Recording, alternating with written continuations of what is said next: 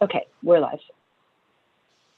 Okay, good morning. Welcome to the November 10th, 2020 public hearing, public meeting of the New York City Landmarks Preservation Commission. I will call the roll. Chair Carroll. Here. Commissioner Bland. Here. Commissioner Shamir Barron. Here. Commissioner Chapin. Here. Commissioner Chen. Here. Commissioner Devonshire. Here. Commissioner Goldblum. Here. Commissioner Gustafson. Here. Commissioner Jefferson. Here. Commissioner Lutfi. Commissioner Holford Smith. Here. Okay, all set. Good morning and welcome to the public hearing and public meeting of November 10th. Today we will start with a research public meeting item, and we will then move to our preservation agenda with one public meeting and which will be followed by public hearing items. And our meeting is held via Zoom and live streamed on YouTube. If you wish to watch the proceedings, you may do so on our homepage on our home channel on YouTube. And if you wish to participate in the Preservation Department public hearing items, you may join the meeting at the time that is listed on our agenda, which is on our website. And the information for joining the Zoom meeting will also be displayed with each item. And so with that, I will turn it over to Kate Lemos-McHale, our Director of Research, to begin our day. Thank you.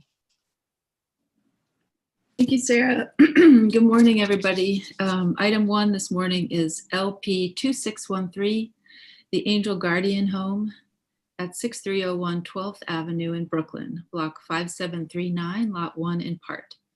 The item proposed for designation is an orphanage designed by George H. Streeton in the Beaux-Arts style for the Sisters of Mercy and built in 1899. The Angel Guardian Home in Dyker Heights, Brooklyn was designed in 1897 by George H. Streeton for the Sisters of Mercy, who operated it as an orphanage until the late 1970s. Prominently elevated on a raised lawn surrounded by a historic stone wall, the monumental Renaissance Revival and Beaux-Arts style building is an enduring reminder of the role played by religious social service organizations in Brooklyn's early 20th century history, and stands out within the surrounding low-scale residential streetscape. On August 11th, the Landmarks Preservation Commission held a public hearing on the proposed designation. 16 people spoke in favor of designation, including the property owners, Councilmember Justin Brannon, representatives from Community Board 10, the Historic Districts Council, the City Club of New York, the Dyker Heights Civic Association, the Guardians of the Guardian, and 6 individuals. Several of these people also asked the commission to designate other buildings on the site. Another building, sorry. No one spoke in opposition. The commission also received 71 letters in favor of designation, including one from Brooklyn Borough President Eric Adams, one from Councilmember Justin Brannon, Senator Andrew Grenardis, and Assemblymember Peter J. Abate Jr. signing jointly, and a memorandum from the owner's historic preservation consultant. Among these letters was a joint letter from Councilmember Carlos Menchakas, signing with Brooklyn Community Board 10, Historic Districts Council, and neighborhood groups, a letter from the Bay Ridge Conservancy, and an email campaign of 60 form letters, recognizing the significance of the main building and also asking the commission to designate another building on the site. The proposed landmark site, which was calendared on June 30th, is located on 12th Avenue between 63rd and 64th Streets in Dyker Heights, an area in which this would be the first landmark. The proposed landmark site is a lot in part encompassing the footprint of the historic main building and its north and south wings and the entire 12th Avenue frontage, including its front lawn and historic stone wall surrounding it. Historically part of the town of New Utrecht, shown on the left in an 1873 atlas, the neighborhood of Dyker Heights remained a sparsely developed suburb that was considered part of Long Island until it was annexed to the city of Brooklyn in 1894 and incorporated into Greater New York City in 1898. Dyker Heights began to develop in the 1880s and early 1890s. The Sisters of Mercy began purchasing large tracts of land in the neighborhood in 1880, and by 1890 owned most of the block on which the orphanage now sits, as shown in the map on the right. The Sisters of Mercy are a Catholic religious order founded in Ireland in 1831 by Catherine Macaulay. The sisters arrived in New York in 1846 and opened their first orphanage on 2nd Avenue in Manhattan in 1860. They expanded their charitable activities in the city in response to an increase in New York's Catholic population in the late 1800s. They renovated their convent in Clinton Hill, Brooklyn, shown here on the left, in the 19th century, opened a campus in Syosset, Long Island as an orphanage for boys, and acquired the large parcels of land in Dyker Heights. In 1897, the Sisters of Mercy hired the architect George H. Streeton to design the Angel Guardian home on the Dyker Heights site facing 12th Avenue. This historic map on the left shows the site in 1907, and the photo on the right shows the building circa 1920. At its opening in 1899, the Angel Guardian home originally consisted of only the 4-story main building, which was expanded by circa 1910 to include north and south wings containing a school, administrative functions, and a chapel. In addition to housing children waiting for adoption placement, by 1906, the Angel Guardian home also offered a residence for unwed mothers. Behind the prominent main building, a nursery building was constructed on 63rd Street in 1906, and a boiler house and other utilitarian structures were also constructed on the site. The stone wall seen in this photo at the site's 12th Avenue frontage was extended in the 1920s with a high brick wall encircling the block east of the main building. The Angel Guardian home was designed by George H. Streeton, who was born in Brooklyn in 1864. After studying at Cooper Union and Cornell University, he embarked on a successful career as an ecclesiastical architect, working throughout New York City. 2 of his buildings are located within historic districts: St. Joseph's Roman Catholic Church Rectory in the Greenwich Village Historic District, and St. Peter's Roman Catholic Rectory, shown here on the right, which is built in 1912 and located in the St. George, New Brighton Historic District on Staten Island. The distinguished main building that housed the orphanage occupies a full block front of 12th Avenue and consists of a central section rising 4 stories above a raised base, with a 3-story north wing and a 2-story chapel extension to the south. The design of the original central portion blended Renaissance Revival and Beaux-Arts style elements, styles that were in popular use at the time to impart a sense of grandeur and civic purpose, and the wings were designed in the same blend of styles. The main building features a red brick facade with limestone trim, topped by a copper cornice and distinctive mansard roof, and it is embellished with carved limestone door surrounds, terracotta coins, and arched and splayed lintels. The combination of its sophisticated architectural style with its monumental civic scale and elevated position set back from the street on an expansive lawn makes the Angel Guardian home's main building highly prominent in the low-rise residential neighborhood and of primary significance within the site. These are views of the building from 63rd Street on the left and 64th Street on the right. The wings have similar architectural treatment to the main building, with the north wing built for classrooms and the south wing built to house a chapel. The rear facade of the main building is less embellished than its 12th Avenue facade, and a tall brick chimney and several modest utilitarian extensions have been added over the years.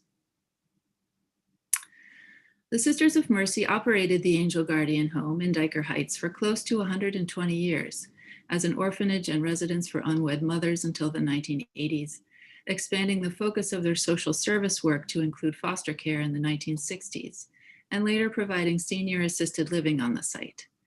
They sold the property in 2018 with a deed restriction stipulating certain uses to serve the community consistent with the sisters' mission. Commissioners, the next few slides respond to some testimony that was received at the public hearing on August 11th regarding the calendared landmark site. These historic photos show the principal views of the Angel Guardian home from 12th Avenue in circa 1920 on the left and 1940 on the right, and highlight the main building and its wings as primary within and dominating the site. The complex was not designed following a comprehensive master plan. Rather, it evolved over time, starting with the construction of the main orphanage building on 12th Avenue and expanding to house additional functions to meet the needs of the orphanage. As the block was developed, the original Angel Guardian home, commanding the entire 12th Avenue frontage of the property, retained primacy within the complex and has always served as its public face within the surrounding neighborhood. Its significance is derived from a combination of its historic importance as the original orphanage building housing the primary functions of the Angel Guardian Home's social services, its architectural quality, its civic monumentality, and its prominence within the site and neighborhood. Other buildings on the site do not possess the same combination of factors and were considered secondary. The Mercy Building, shown here on the left, was constructed later, circa 1906, as a nursery building. Built by the same architect as the main building in a similar style, it is located behind the main building on the side street and set back from the street so that it is actually difficult to see from 12th Avenue. Several people testified urging the commission to include it within the landmark site, some referring to it as a convent, though it was not the the Sisters of Mercy convent. In our evaluation of the site, we determined that designating the main building as an individual landmark would ensure the preservation of the primary building ensemble of the Angel Guardian home and its historic prominence within the Dyker Heights neighborhood. The Mercy Building is secondary to the main building in its siting and prominence, and is as such not essential or critical to appreciating the special architectural and cultural significance of the Angel Guardian home and its history. As was also discussed at the public hearing in August, multiple uses are planned for other portions of this block, including a public school and residential development that will include affordable units. This new development is consistent with the deed restrictions placed on the sale by the Sisters of Mercy and will be low scale, as you can see in these massing models provided by the owner for your information.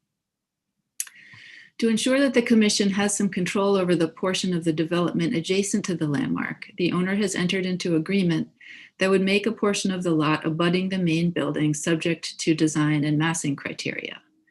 As you can see in the rendering on the right, the portion of the planned development abutting the landmark will be recessed from its 64th Street facade and substantially lower, and its materials and fenestration will relate to the main building. The design guidelines, which were shared with you, are intended to ensure that development in the zone adjacent to the proposed landmark is appropriate to and will not detract from the individual landmark. The elegantly designed Angel Guardian home, with its monumental civic scale and adept blend of Renaissance revival and Beaux-Arts architectural details, is symbolic of the importance given to social services in the progressive era, and of the role the Sisters of Mercy have played in Brooklyn for over a century. The distinctive and remarkably intact main building is prominent within the neighborhood of Dyker Heights, and the research department recommends its designation as an individual landmark. Thank you. Thank you, Kate. Okay, commissioners, we are delighted to bring this back to you today. There's been a lot of work that's led to today, and I want to commend the research department for all of the work that they've done. And I wanted to see if anyone had any questions before we move to comments. Okay, so not seeing any questions. Why don't we see if anyone would like to comment? Commissioner Goldblum, you're unmuted. I don't know if that means you wanted to comment on. I was just getting ready. Okay. Up to you. Okay. So I guess, okay. So, I mean, this is clearly a remarkable building, a beautiful building, and it's important that we consider designating it because it is relatively isolated from other designated landmarks in this part of the city. So I certainly have no qualms in supporting the designation. I also wanted to say that while I totally support the designation, I think that this is one of a series of designations where, because of the nature of the process of designating things, we are kind of trapped. We're trapped because things are in motion, and buildings have been sold and development plans have been drawn, and you know, one has to sometimes accept half a loaf. And I think in this case we are. And I'm glad to do it, but I think we have to recognize it. I think that in this case, as in a few others that have come to us, what you had here was a campus. You had a block-long campus. And the remnants of that campus, even after its depredations further down the block, were up until very recently still quite evident. The fact that the building around the corner, whose name I forget, was up until recently intact, I believe, and formed a court of sorts and an ensemble that kind of sheltered a space that was part of the campus and that kind of signal to the campus, is something that will be lost. And it's great that we're working with the developer to develop rules that make the impact of the building, the new building on the designated building better. But that does not, that I think is a distant second place to preserving the building next door and preserving the space between the two and preserving that sense of campus that was there. And that was, as we heard in the testimony, very much a part of how residents and people who had come through the home experienced it. So I think that the lesson that it tells me is that while we obviously have to negotiate and try to do our best to get the best deal we can for the city and for the perpetuation of historic buildings, looking for special cases like this, for campus settings, for other special cases, should be a priority for us. And we should try to get there before the situation becomes so complex that one must make the kind of horse trades that were made. All right, thank you. Commissioner Gustafson? Michael saved me from saying much of what I would have said. On the Angel Guardian home itself, there can be no doubt this is a terrific structure. I happen to spend time in Streeton's rectory on Staten Island at St. Peter's every week, so I see his work, and I've seen it virtually every week of my entire life. So I do appreciate it, and it is a terrific. This is a terrific structure.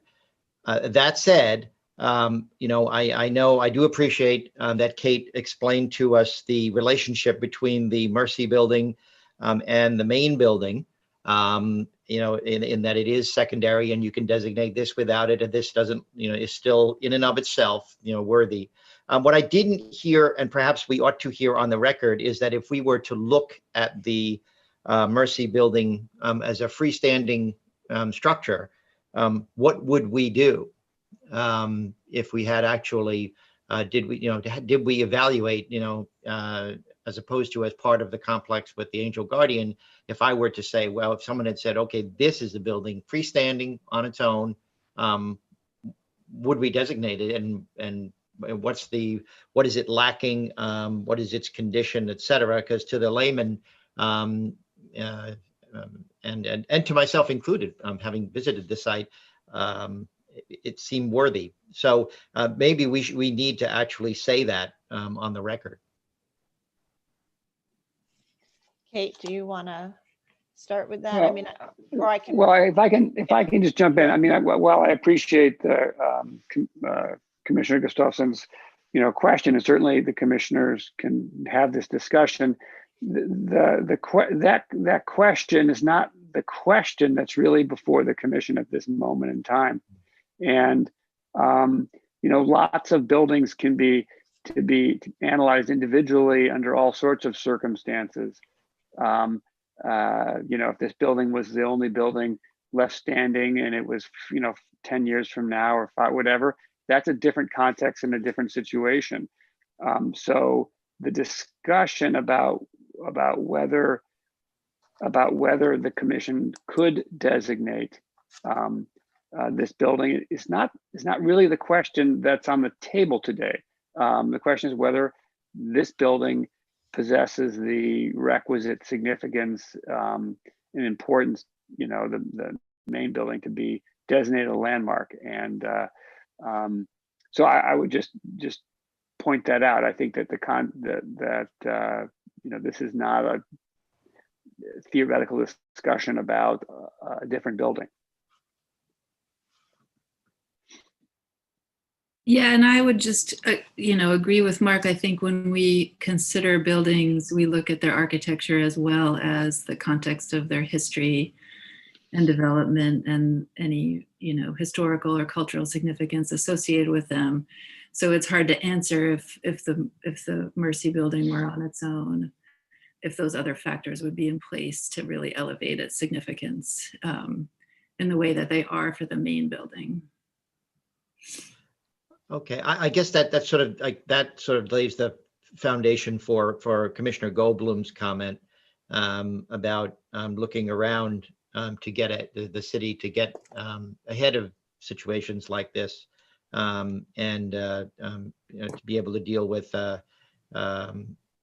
campus situations and multiple building situations when we don't have a gun to our head. So. But I am supportive of the Angel Guardian Home, absolutely. Okay, thank you. Commissioner Bland?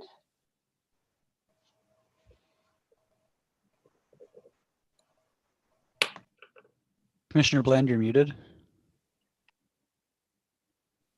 Excuse me.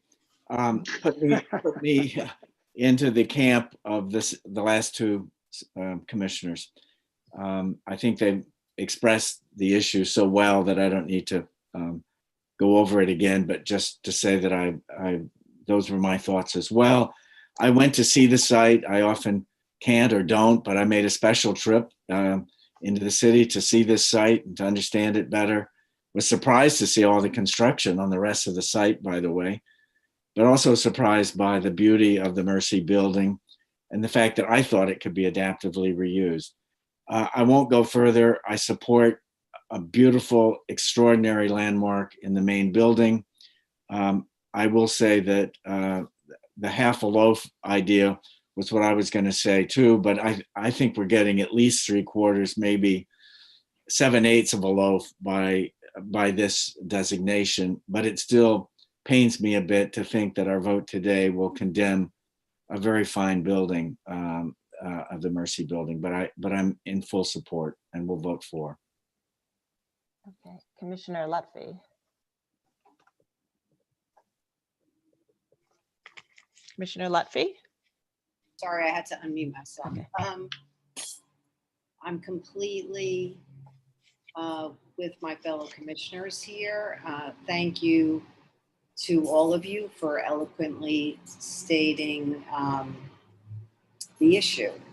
This neighborhood, I think I really want to also zone in on this. Maybe we have to try. I know the commission staff works so hard and does such an amazing job. And we're also grateful for it. But maybe we do have to try to get out ahead of things, especially in a neighborhood like this one, where there are so few landmarks or landmarkable buildings. I feel like we want to try to capture them and make sure that we can protect them and be able to have an impact on what happens to them, and in this case to the entire campus. So I also am very much in favor of this project, but I'm kind of mourning the fact that we couldn't protect more. Thank you. Anyone else? Okay, well, I want to thank you all for your comments, and I do recognize that there, is this other building as well as some ancillary structures on the site, and I will say that in fact we, I think, reached out quite early on this, even before the sisters sold the property. So it's been a long road, and the research staff and Lisa Krasavich have worked extremely hard to navigate a site where there were a lot of mission related goals by the sisters as well as stakeholders. And I really do think that while we've had testimony about designating the adjacent Mercy building, nobody testified that the main building wasn't worthy. And I'm really delighted to hear that you all are supportive of the main building. I think that's the question, as Mark said before us today, is whether the main building satisfies the standards of the landmarks law, whether it itself exhibits a special architectural and cultural character in relation to the city, state, and nation. And I think the answer is unequivocally yes. As Kate pointed out, this site is not built according to a master plan, and that the other buildings were constructed as various needs arose. And the Mercy building, which is tucked somewhat behind the main building on a side street, was built later than the main building, although by the same architect. And Kate's presentation also fully detailed the amazing historic, cultural significance of the Sisters of Charity, and the architectural qualities and significance of the Angel Guardian Home. And the main building was the first, and is without question the most prominent building on this site. I think it's a combination of its sophisticated architectural style, its grand presence within the neighborhood, and its historic importance as a social services institution in Brooklyn distinguishes the Angel Guardian Home and the main building, along with its wings prominently poised on the hill, really represent that significance. So therefore, I would urge the commission to vote in favor of the proposed designation today. And Commissioner Goldblum, since you did support the designation, would you go ahead and read the motion? Sure. Hold on one second. Hold on a second. If you know what? I might not be the best person. Okay. I don't have it up. Right. I don't have it up. Okay, Commissioner Gustafson, would you read the motion? I sort of saw that coming.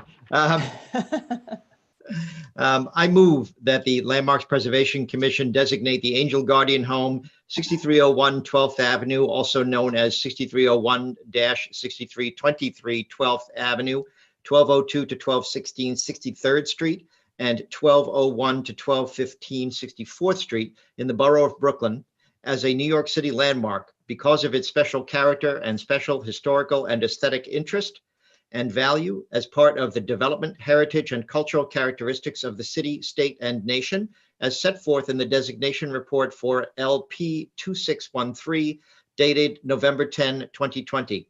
I also move that Borough of Brooklyn Tax Map Block 5739, Lot 1, in part, be designated as its landmark site as illustrated in the attached map. Okay, and Commissioner Bland, would you second that motion? Let's see. Second. Sorry. Okay, thank you. And Rich, will you call the vote? Chair Carroll, Aye. Commissioner Bland, Aye. Commissioner Shamir Barron, Aye. Commissioner Chapin, Aye. Commissioner Chen, Aye. Commissioner Devonshire, Aye. Commissioner Goldblum, Aye. Commissioner Gustafson, Aye. Commissioner Jefferson, Aye. Commissioner Lutfi, Commissioner Lutfi, Aye. and Commissioner Holford Smith. Aye. Okay, 11 in favor, none opposed, the motion carries. May I ask a quick question? Yes.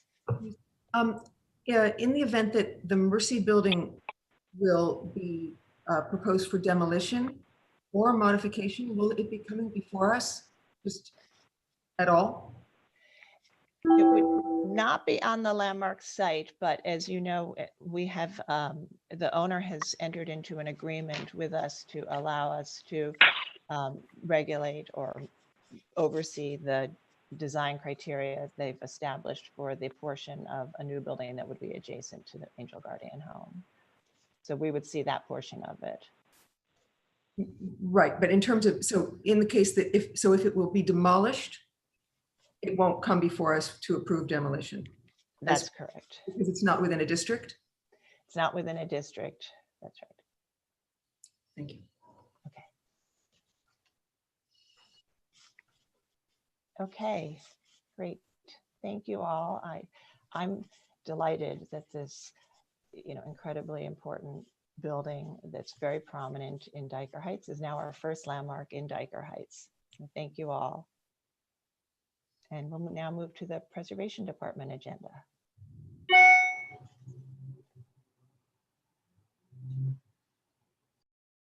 Thanks, Sarah. We'll take just a minute to transition the Sure. teams and applicants.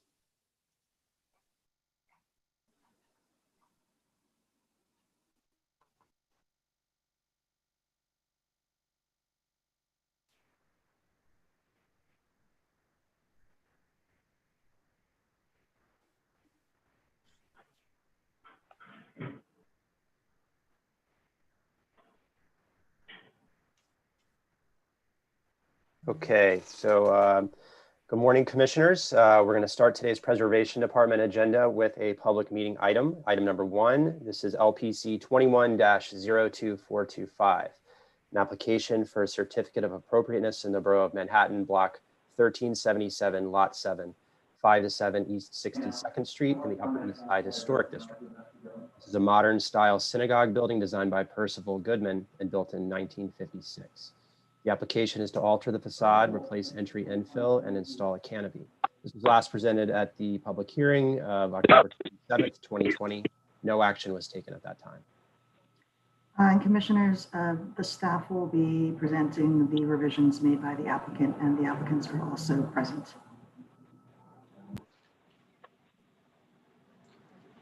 Good morning, commissioners. James Rusiello, preservation staff. The Fifth Avenue Synagogue is located at the north side of East 61st Street between Fifth Avenue and Madison Avenue.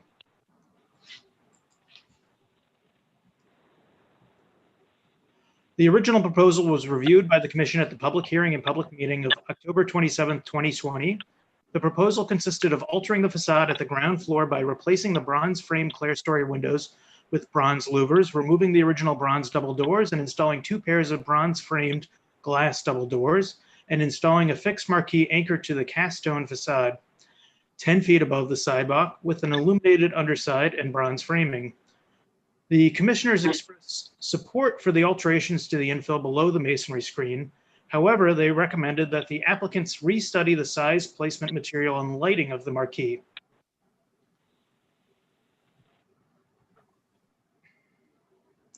The applicants have returned with a new design for a sidewalk canopy that is mounted below the masonry screen, approximately 9 feet above the sidewalk and over 13 feet wide, with a canvas roof, bronze framing, and perimeter lighting. The requirement that the canopy be mounted below the masonry screen resulted in the height below 10 feet. With that change, DOB code dictates that a sidewalk canopy rather than a marquee type installation.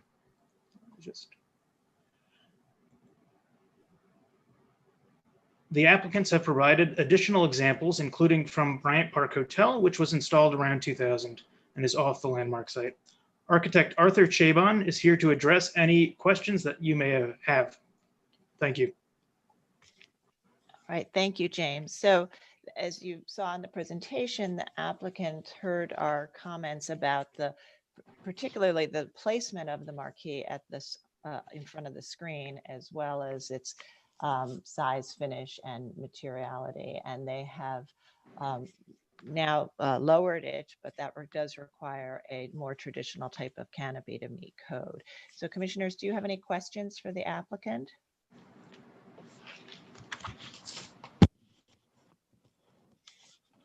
No? Okay, so then I'm going to suggest we move to a discussion. So I'm starting to unmute or ask to unmute each of Sarah, you. I'm sorry, do we want to note any testimony for this item? There's no testimony because the hearing is closed, but as you know, we do welcome comments. So I'm sorry, did we receive some comments? Yes, we did receive a comment for this from Friends of the Upper East Side Historic District, still in opposition to the project. Yes, and that of course was shared with the commissioners prior to today. Okay. Commissioner Jefferson. Just one question. Is this attached to the building or is it freestanding and 4 columns? I'm not quite sure. That's a question. Okay. Hi, Jane? Commissioner. Oh, sorry. I'm sorry. Okay. Let me just get to the, it is on the slide. It's the canvas portion of the framing is attached to the underside of the soffit of the floating screen there. It is, I don't think I have control of the presentation, but it's on page. Sorry.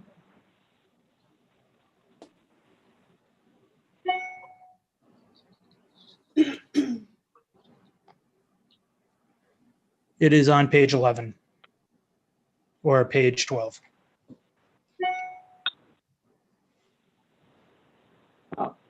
Okay, thank you very much. Any other questions? Commissioner Lutfi. Could the applicant please tell us what the finish of the bronze is going to be on the canopy? So if we want the applicant to speak, we'll have to make a motion to open the proceedings. So Jeannie, would you make that motion? So moved. Okay, and Commissioner Jefferson, would you second that motion? I second the motion. Okay, all in favor, say aye. Aye. Aye. Any opposed? Okay, so the applicant may answer the question now. And if we can, let's give the applicant control of the slide so they can go to a slide that would help inform the discussion about the finish. Slide 13 would help. Thanks. Or sorry, slide 15.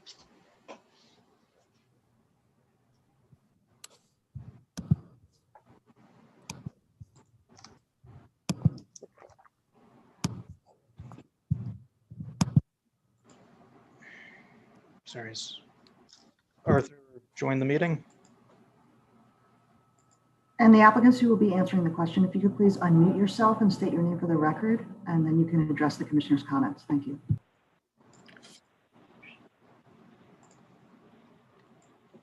Hi there, my name is Arthur Shaban. Okay, to answer your question, I think if we go to slide 14, I think that's unless the order changed from what we presented, I think slide 14 shows I can control the slides? No, I can't, but that shows how we are matching the existing finish with the proposed finish. So that is the existing finish of the door. And we will be matching that finish as exactly as we can. Okay, thank you. Other questions? Okay. All right, not seeing any questions. I think we can move to our discussion.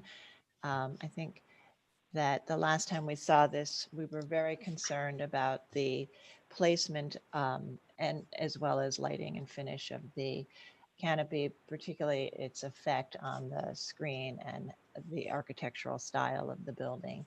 So the applicants have revised the proposal and are proposing something more similar to a traditional canopy, which they have now, but with a different design and finish. So Commissioner Lutfi, would you like to start on this one? Yes. So I think the applicant has done a very good job of addressing our concerns. I mean, we're no longer blocking the screen of the building, that beautiful cacophony of color behind the grid. And it's very understated. I thank you for clarifying what the finish would be.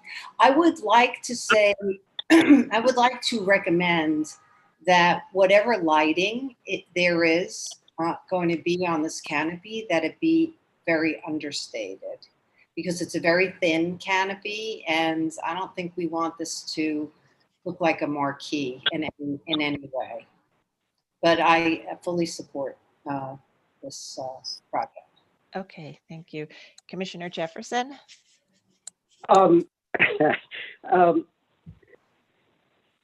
For me, this is quite large. It's too big. It's 13 feet, almost 14 feet by 19 feet. And as a canopy is fine.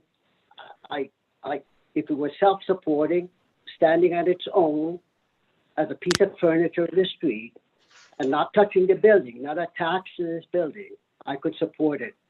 And the color is just so dominant. It's too dominant for me. I think it should be a quieter element.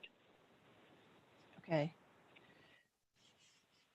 All right, Commissioner Gustafson. I think it's appropriate as is. I would appreciate if they would work with staff on making sure that those bronze finishes turn out right. Otherwise, I'm fine. Commissioner Shamir Barron. The fact that the screen is now saved, and I just want to, and I think it's appropriate, I just want to make a point that whatever attachment there is to the building or to the underside of the screen, that it should be, very careful and in a sense reversible, so that no damage can happen to the screen or to the fabric of the existing building. Commissioner Halford Smith. I want to commend the applicant for revising their design to maintain the dominance of the screen. I think that now it's much more appropriate. I'm a little concerned about the rendering of the finish, and I understand that they're trying to match the finish of the doors, but it seems like the original reading of this building had a very dark base. And I wonder if the current finish of the doors was the original finish, which probably can't be established, but I would suggest trying to make it a more of a darker bronze, just so it's not such a dominant feature and doesn't take away from the main facade of the building. But otherwise, I can support it. Okay, Commissioner Chapin. I think that this is much better, and I agree with the comments about the finish of the bronze, and I think this is a much better approach and is much more respectful and lets the screen be seen as it should be. So I can approve it. Okay, Commissioner Goldblum. I agree with the commissioner's comments. I specifically think Everardo's right. It is very wide as a canopy, while it wouldn't be as wide as a marquee. And it's wide because of the four doors, and that it all makes sense. And I think it is appropriate generally, but it is kind of awkward. I think that Anne's idea about looking at making it darker is a very good one. And I think that comment would extend to the new doors and to the existing grills, bronze colors, and a color that was a little bit more reminiscent of the image on the far left would probably be better for the building. Okay, Commissioner Devonshire. I agree with my fellow commissioners. I think it's generally appropriate. It's not so much a question of finish, but a question of what the bronze alloy is. And it is very prominent, and I'm hoping that's an issue with the rendering rather than the reality. But I think it should be much more subdued, a darker bronze alloy. Okay, and Commissioner Chen. Yeah, I agree with the most of the comments from the from the commissioners. It's important to protect the screen. And as far as I would still recommend that they work with the staff to follow the commissioner's comment. I do think that I hope is the rendering rather than the actual finish. And I'm less concerned somehow with the size, because somehow it looks like the proportion in terms of this monumental facade. But then again, I leave it up to the further refinement with the staff. Thank you. Commissioner Bland. Great resolution to the issue, but darker bronze. Okay, great.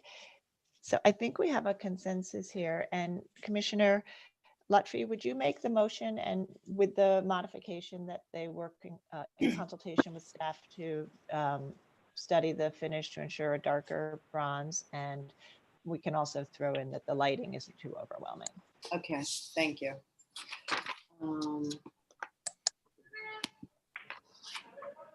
Okay, in the matter of LPC 2102425, 5-70 62nd Street, Upper East Side Historic District, a modern style synagogue building designed by Percival Goodman and built in 1956. The application is to alter the facade, replace entry infill, and install a canopy. I note that the building style, scale, materials, and details are among the features that contribute to the special architectural and historic character of the Upper East Side Historic District.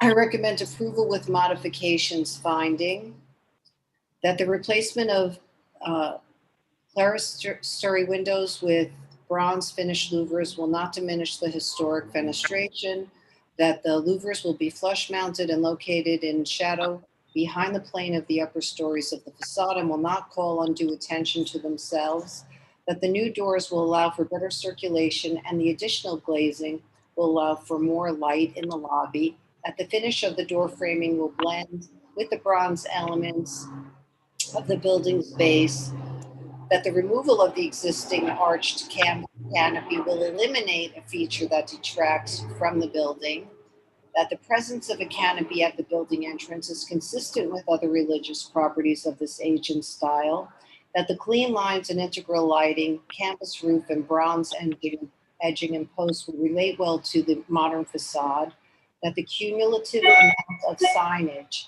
including at the entrance and on the edge of the canopy, will be minimal, and that the work will not detract from the special architectural and historic character of the building. However, I note that there are an array of bronze finishes on different elements at the base of the building. I therefore recommend that the applicant work with staff to select the most appropriate, understated, darker bronze finish for the infill, and also work with staff to keep the lighting understated as well. Thank you. And Commissioner Gustafson, would you second that motion? Second. And Rich, will you call the vote? Chair Carroll, Aye. Commissioner Bland, Aye. Commissioner Shamir Barron, Aye. Commissioner Chapin, Aye. Commissioner Chen, Aye. Commissioner Devonshire, Aye. Commissioner Goldblum, Commissioner Goldblum, Aye. Commissioner Gustafson, Aye. Commissioner Jefferson, Yay. Commissioner Lutfi, Aye. Commissioner Holford Smith. Aye. Okay, with 10 in favor and 1 opposed, the motion carries. Now move to the public hearing agenda. Okay, the first public hearing item is item number 1, LPC 19-38718, an application for a certificate of appropriateness in the Borough of Queens, block 8037, lot 45, 373 Manor Road in the Douglaston Historic District. This is a freestanding ranch house built in 1960. The application is to alter the facades and relocate the driveway and curb cut. And commissioners, the applicants have joined the hearing. Please state your name for the record. You now have control of the presentation, and you may begin.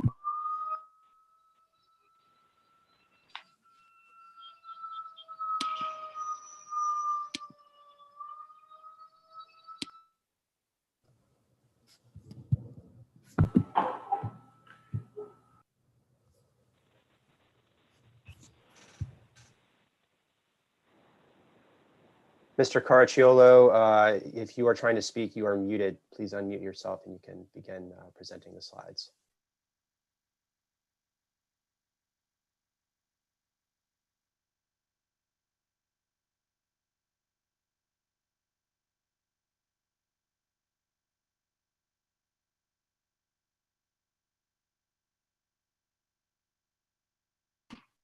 Okay. That should do it. I think I'm unmuted. Yes? Okay. Yes, and you can click on the presentation to advance the slides and just please state your name for the record. Thank you. Good morning, commissioners, staff. Thank you for letting me present this morning. We're here to talk about 373 Manor Road in Douglaston Manor. My name is Andrew Caracciolo. I'm the architect for the project or this application. And it's a fairly typical mid-century split level ranch home. What's peculiar about it is it's sitting on the site sideways, since while it apparently faces Douglas Road, it actually faces Manor Road, since there's a bit of city property separating it from Douglas Road. So I'm not actually able to move the slides for some reason. I'm not sure. So Mr. Caracciolo, if you could just use your mouse to click on the slide itself, you'll have control, and then you can advance either with the mouse or the arrow keys. Oh, I see. There we go. Thank you very much. Okay, so sitting on the site here right now, over here is Douglas Road, and then you'll see a sliver of property separating us from that. And at the bottom of the screen is Manor Road with an existing driveway in front of the house. We propose to move the driveway from a double wide driveway to a single driveway with an off-street parking space and blocked by shrubbery and hedges this way so as to not make the car visible from Douglas Road. We propose to add a small canopy over what's used as the main entrance is the house, and then where the existing driveway, garage entrance is at the driveway, excuse me, we will replace that with, there's the portico, and I'm not sure why I'm having trouble. It seems a little loud. Okay. So this is fairly depictive. So where this existing garage door is, we'll replace it with a triple double hung wood window. We have a new simple canopy over what's used as the entrance as a home. And we were replacing the siding with smooth finish hardy board, and we're proposing 6 inches to the weather. All the shutters will remain. And I'll proceed along with the presentation. So there is some architectural elevations, and then there is a Photoshop elevation. I'll point out with the door, natural finish concrete to match the existing, or we'll podge over if we can't get it exactly right. And then a simple portico. I think the one in this Photoshop is a little bit more detail than we intend to do it. And I think, let me head back. So there's the simple portico over the entrance. And the front elevation actually lacks the shutters that are actually there, as does the proposed. We don't intend on removing any shutters. So there's the front of the house on the left-hand side as it exists, excuse me, and the right-hand side proposed with the new siding. And right in this area where we're pointing out would be where the parking space is. We don't show the shrubbery just so you would get the idea that, exactly where it is. If we show the shrubbery, you wouldn't see anything. So if I go on through, our intention is to match the curb with cobblestone when we drop the new curb and add a cobblestone apron. and paving on the driveway. There's the driveway depicted on the right-hand side with the with grass placed and where the old driveway was. New window, doorway, and portico. There's some general pictures of the home. I think these are the most to depict the situation the best. Existing home on the left-hand side, sort of straight on from Manor Road, and then a 3/4 angle where you catch the front of the house, and where we'll be sliding the driveway in between that shrubbery and that tree. Okay, and then there's some neighborhood details with some, more ornate porticos. Hard to find something exactly similar, since this is such an unusual situation. The house not being typical of the neighborhood and the siding of it being a bit unusual. Just simple hardy board siding details. Naturally, we're putting a proper window in there. These are standard details. And I think that's my presentation. All right. Thank you very much. Thank you very much. Do we have any questions? All right, not seeing any questions at this time. Commissioner Chapin, do you have a question? I know I just see you unmuted yourself. No, not really. Okay. All right, so we may have questions after we listen to testimony. So why don't we move to the testimony portion of this hearing? And if you're in the meeting and wish to testify on this item, please raise your virtual hand so we can identify you. And I'll turn it over to Lisa Kersavage to walk us through the testimony. Lisa? Okay, great. We had one person sign up, Kelly Carroll, who I've brought in.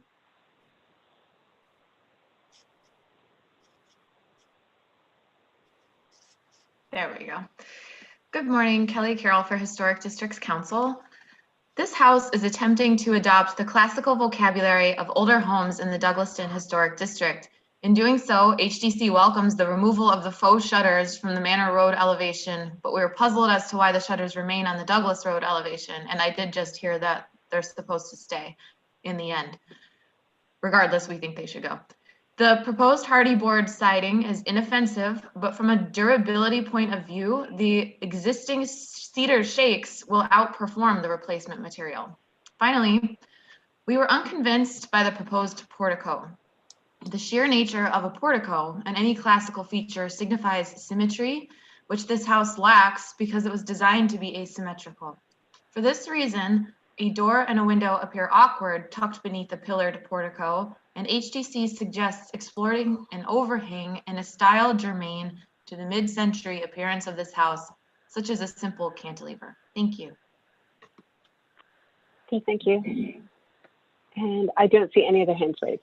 Okay, thank you. Rich, do we have any written testimony? Yes, we do. We do have a letter of recommendation from the community board, a letter of approval from the Douglas Manor Association, and a letter in opposition from the Douglas and Little Neck Historical Society. Okay, thank you.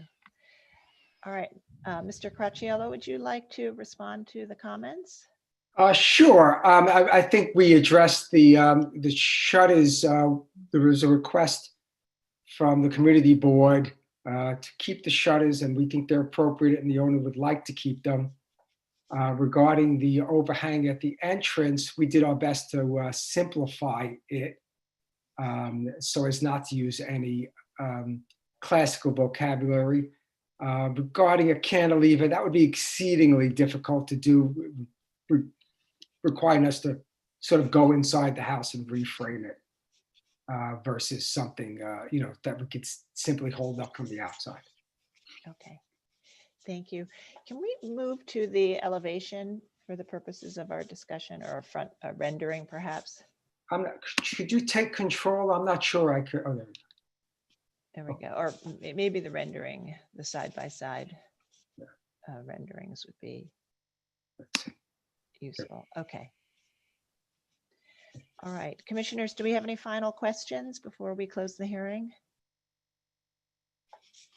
Okay, not seeing any questions. I'm going to start unmuting you or asking to unmute you so we can make a motion to close the hearing. Commissioner Holford Smith, would you make a motion to close the hearing? So moved. Okay. And Commissioner Chapin, would you second that motion?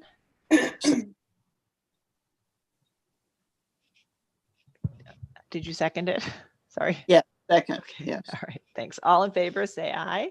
Aye. Aye. Aye. Any opposed? Thank you. Any opposed? Okay. So the hearing is closed and we'll begin our discussion. Commissioner Jefferson, would you like to lead on this one? Oh, sure. I think the Hardy board is approvable. And the portico, it's an interesting problem because I can see the reason for putting it in. I think the proportions are wrong. I think if they extended it, gave the elements in the facade that's existing more room to breathe, it'll be nicer. But I think it's fine. I think the portico needs a little bit more study, but the rest of it is fine. And Commissioner Gustafson. Yeah, I think the discussion here starts and ends with the fact that this was not a building for which the district was designated. All we're trying to do here is to preserve the historic district's integrity. And will any of this call undue attention to this building detract from the historic district? And I don't think that's even close to that. So I find it appropriate just as it is. Thank you. Commissioner Shamir Barron. I'm in agreement with John. I find it appropriate as well. Okay. Commissioner Holford Smith. I agree. I find it appropriate. And I do agree with Everardo, the fact that the portico is a little oddly proportioned, and maybe it could be just restudied with staff to make it a little less awkward. Okay. Commissioner Chapin. Yes, I basically find it approvable. I think that, again, as John said, it's not a building for which the historic district was designated, and they're trying to, make some modest improvements, all of which I think are okay. I agree with the other commissioners that perhaps the proportion of the portico could be worked on a little bit with staff, but otherwise I can approve it. Commissioner Goldblum. I agree and have no further comment. Okay. Commissioner Devonshire. It's approvable. Commissioner Chen. I agree.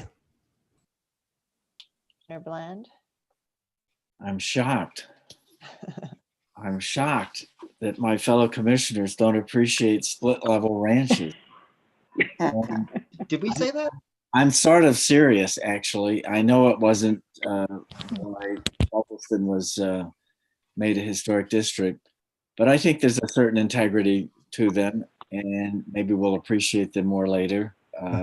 We do right now, but I think this is doing a disservice to to a split level ranch.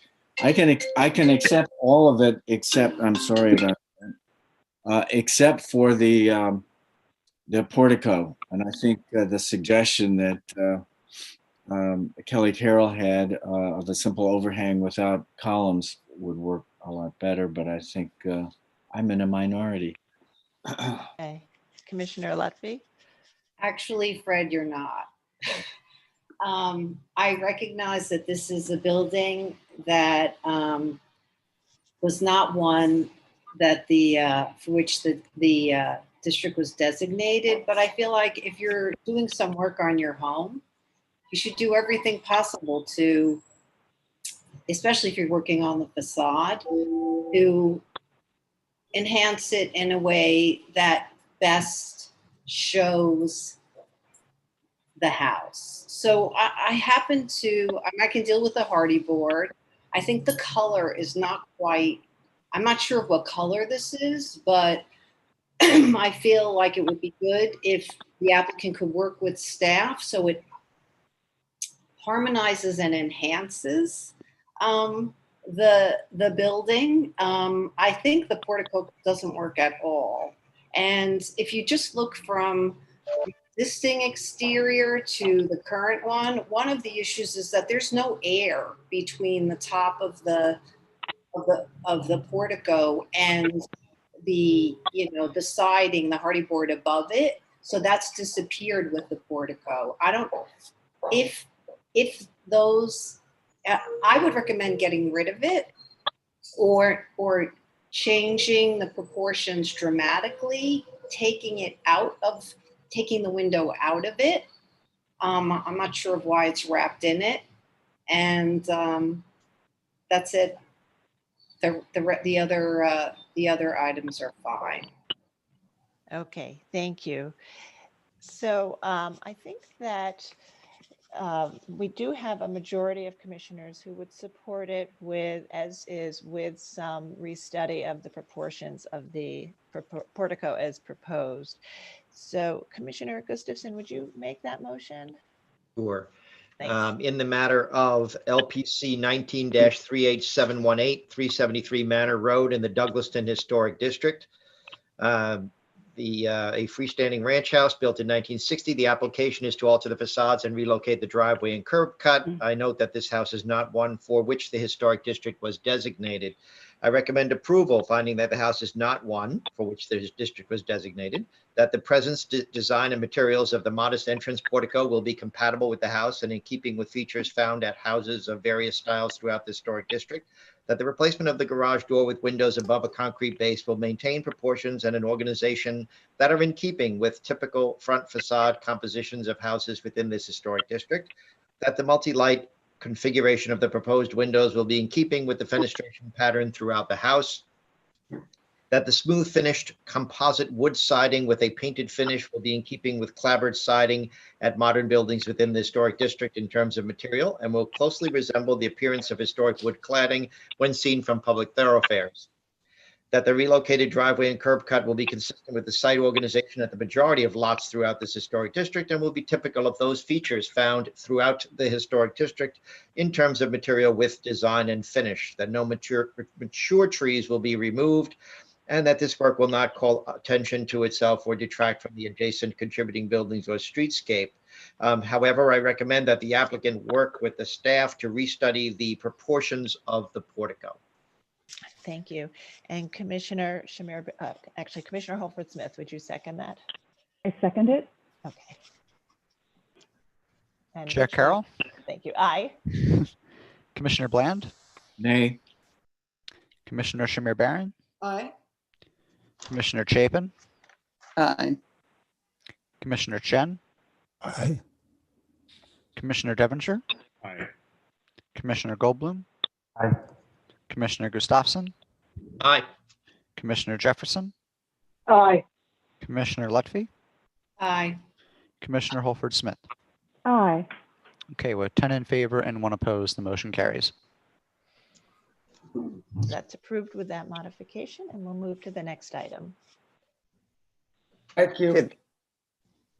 The next item is number 2, LPC 19-35502, an application for a certificate of appropriateness in the Borough of Queens, Block 8047, Lot 42, 245 Arley Road in the Douglaston Historic District. A colonial revival style house designed by John C.W. Cadu and built in 1926. The application is to alter the facades, construct an addition, and widen the driveway. Commissioners, the applicants have joined the hearing. You now have control of the screen. Click to activate it. Please state your name for the record. You may begin. Sure. Good morning, Commissioner and staff. My name is Anna Crescenzi Lausev. I'm representing our firm of Chenharn Architects and the owners, Nilab and Aziz Nadawan, in reference to the application on 245 Arley Road in the Douglaston Manor Association. I don't know if I have control. There we go. Sorry about that. So I'll start here on our first slide. The house is a freestanding colonial revival house that designated under the report in 1997. On this slide, we're just giving you the different viewpoints of the house as it pertains to each point on the property. Some of the notable features on the house are in the A picture, which is the southwest corner that has the columns with the ionic order. It's an existing and definitely a historic portion of the house that was built with the house. Also, another notable feature is the front, which has the pediment over the door with the fan shape panel above.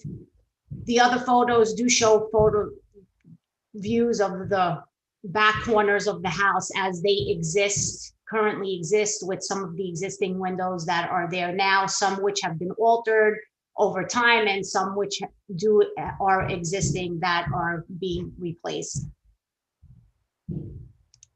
On the sorry, my cursor is working faster than I am.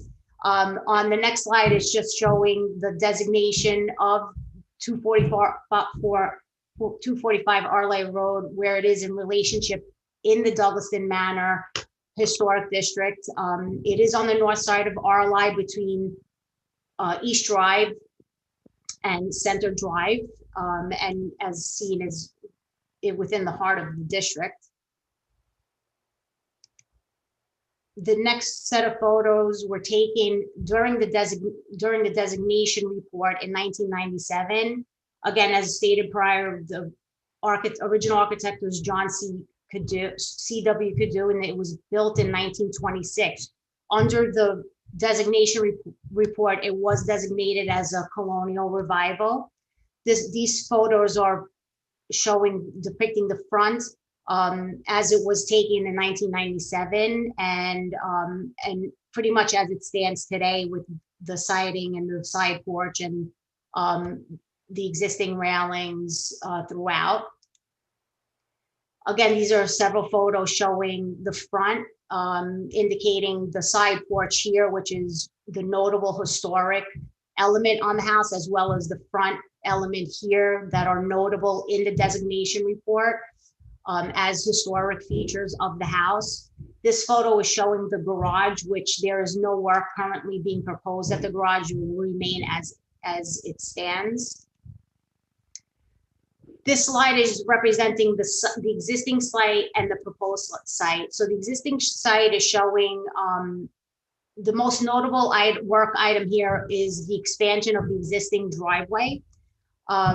This curb line currently exists, and we'll be maintaining that for a good portion of the driveway. And then once we pass the first corner of the house, the owners are looking to expand this portion, but also in the front. The existing driveway as it stands is approximately 10 feet wide. The owners would like to expand it to 13 feet wide, but I want to also note that the 13 feet includes the 6-inch curbs on either side. So in terms of paving, the actual paving will be 12 foot wide.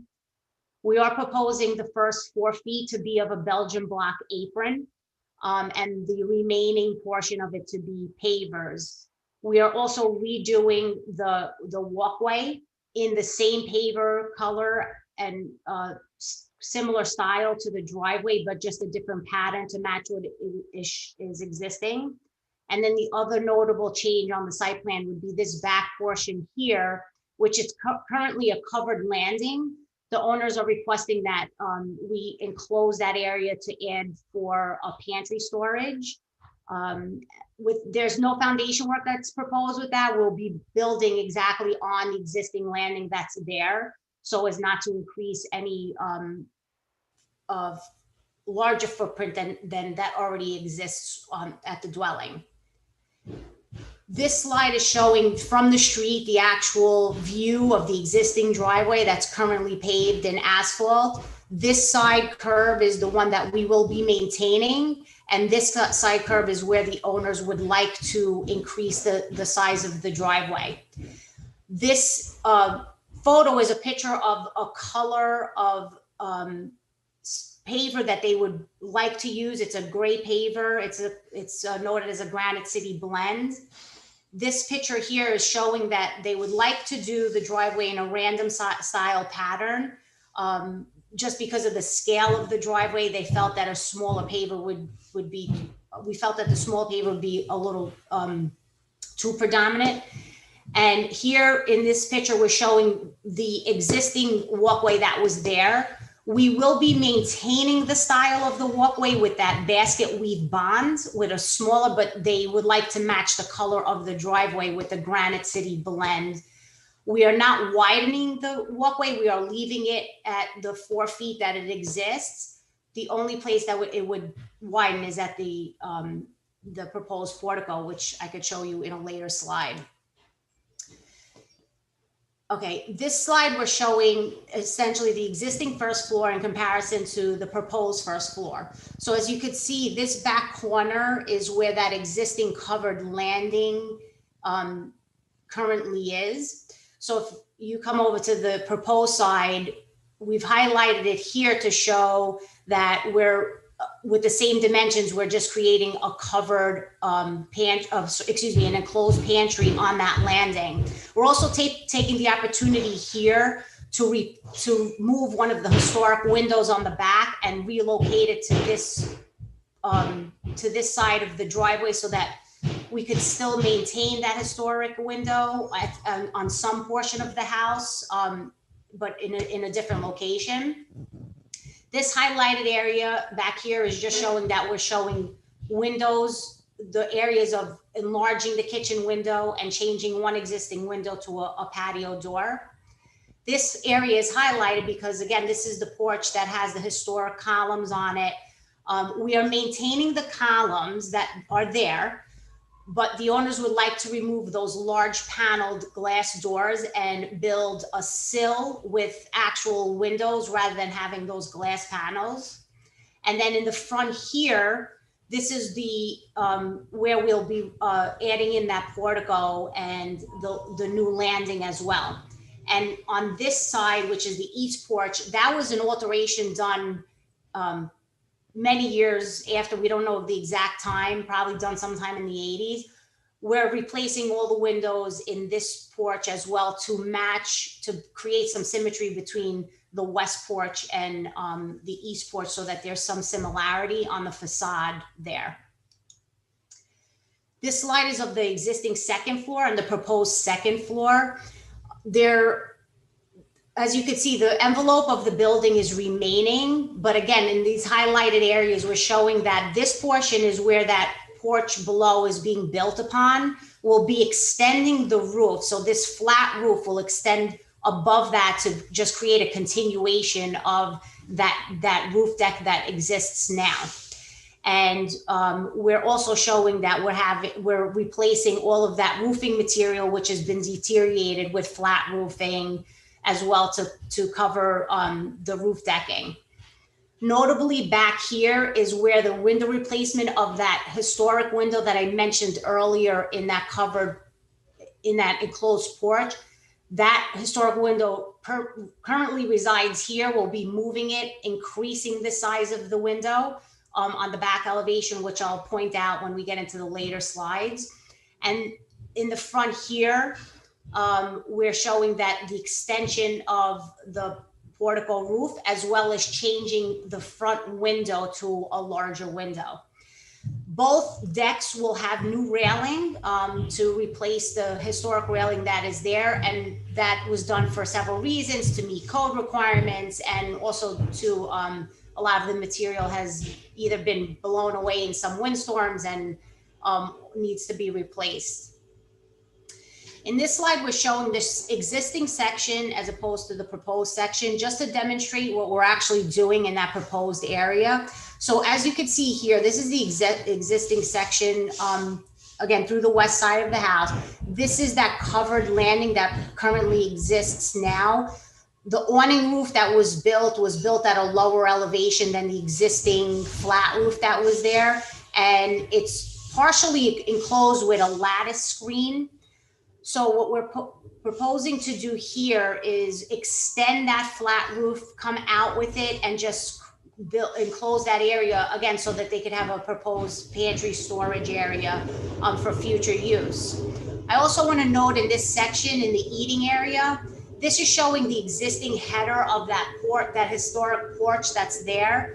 We'll be maintaining that, but this line shows those glass panels that are there. In this section, we're just showing that the knee wall is being built, and we're building behind that existing header. And we'll be able to maintain all of the current details that are on that porch with changing, just providing the owners with new windows in that area. What we're trying to display here is the contrast between the existing front elevation and the proposed front elevation. So again, the existing front elevation is pretty straightforward in terms of what materials are there, and it's depicting the existing porches as they currently look, as well as the pediment and detail at the front door.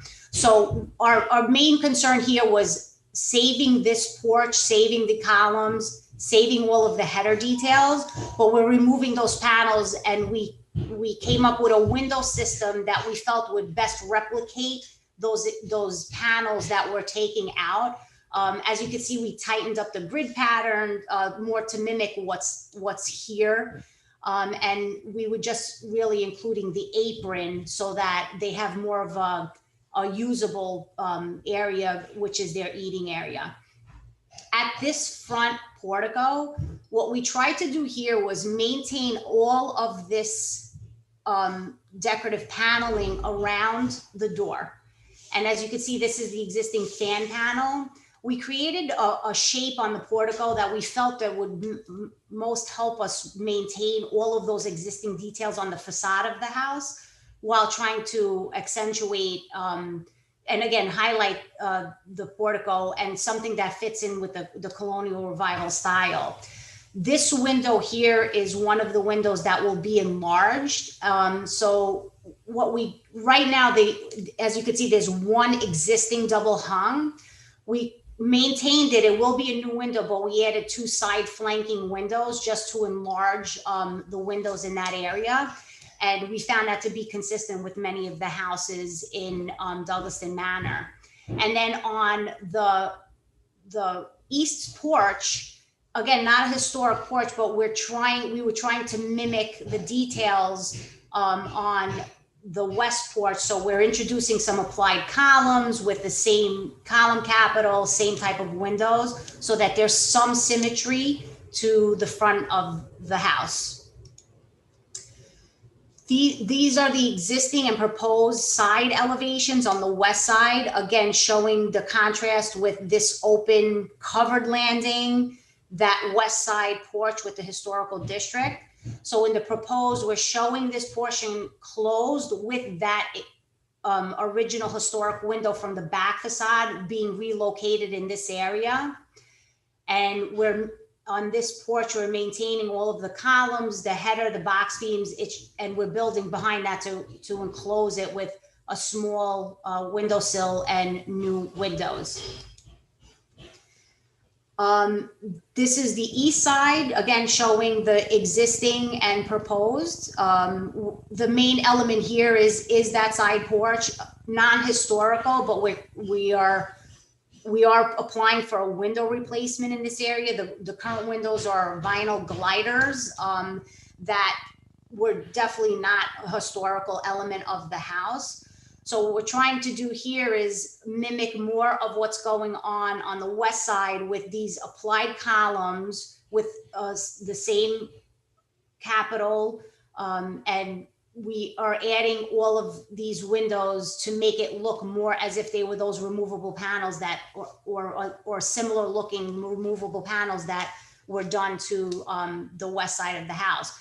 This elevation is also important because it's showing the projection of the portico off of the front of the house, and trying to show that there is a small projection now, but we're building over that to come out a little bit further. This is the rear of the house. So we have the existing rear and the proposed portion of the house. And again, it's the same notable features here. This is that one altered porch that we'll be mimicking and bringing in a lot of the details that we've been trying to repeat throughout the house. The most notable thing, I believe, on this facade is this historic window, which we're trying to relocate to that enclosed porch. And this single window, these are shutters on either side, this single window that exists now that was not original to the house, And then there's this existing kitchen window, again, not original to the house. It's a larger size window. What we're proposing here is a new door to come out onto the deck that was previously approved. And we incorporated a window. We tried to somewhat match proportions and style to what the existing window is, rather than having a double hung. We tried to match grill patterns, but we enlarged it by 2 flankers, similar to what we did in the front, so that the scale and the proportion of the center window doesn't overtake the facade. And I think the 2 flankers are a little bit more subtle than previously. We were looking at a larger window, but we changed the size. And then in the other corner here, we're just showing the enclosing of that back porch with the new railings. I do want to make one mention, because I was talking to staff this morning. I know on these plans, the house is existing aluminum siding, and on these drawings, we're showing there's new hardy board siding. In talking to the staff this morning, because there's some portions that are exposed, we are going to be restoring all of the wood siding there. We are no longer doing the hardy. So we will be restoring the siding that's there, repairing what we can, or replacing. We will be matching the profile, which is about 7.5 inches of reveal. So we will be matching that to match what is actually existing. All the details on the house, also in terms of the window trim and any columns or column capitals, that will be done out of wood and will be painted, as well as the railings. These are just some of the slides showing the notable window changes. So we took each individual window and made notations of what the existing is and what the proposed will be. So you have a contrast of what's actually happening. Again, the first one, the notable window, is the number 1 window, which is in the front. It'll be increasing in size, both in width and depth. And then below, we have the existing window. These are the existing panels. I lost control of my cursor, sorry. Lost control of my cursor, sorry. Oh, we skipped a couple, my apologies. These are the existing panels, and you have a better photo of it here. They're single pane windows that are not really efficient, but I know that they were probably put on at some point as a seasonal room. The owners would like to make it a more usable room, so we are proposing that we put in new wood windows, insulated, and with that sill that will kind of come across. We tried to keep them as high as possible, so we did lose a little bit of space down here, but we're trying to keep them as large as possible. These are, again, just depictions of all the windows that we are changing in terms of where they are, what their relationship is to the elevation, how they look existing, and how they will look proposed, so that the commissioners have a better idea of what's actually going on with each individual window. This is the rear elevation. Again, this is the porch. These windows, this porch will have this window in the back will be replaced to a smaller window, but again, trying to keep in similar grill patterns so that there was some similarities to what we're removing. This number 6 window is the existing window that's in the current kitchen now. The owners are looking to just put a larger picture window above their counters. And then this last window is, again, in that east porch that is of vinyl. You could see that it's a gliding vinyl window that we're looking to replace to match the other porches. This is the facade in the back, again, showing the relationship of that arched historic window. And this is a vinyl replacement window that was put in at some point. We're not sure when, but this is definitely an original window to the house, which we're looking to relocate and restore. And if you look at the side by side, again, we try to match the grill pattern and some consistency with the grills so that there would be some, at least some connection to the existing part of the house, the existing history of the house. And we try to give them a scale that would be more in more in tune with the existing house that's there now.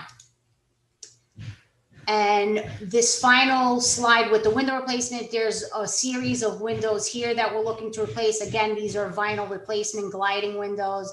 And then there's one window here that's historic that we're looking to make a door. The other porch has a door, and the owners would like to have a door onto this porch so that they have use of that one-story terrace on the east porch. This slide is showing one historical detail that we found on the garage. This is the only location that we were able to see the actual historic representation of what the window sill and headers and jambs look like with the drip edge.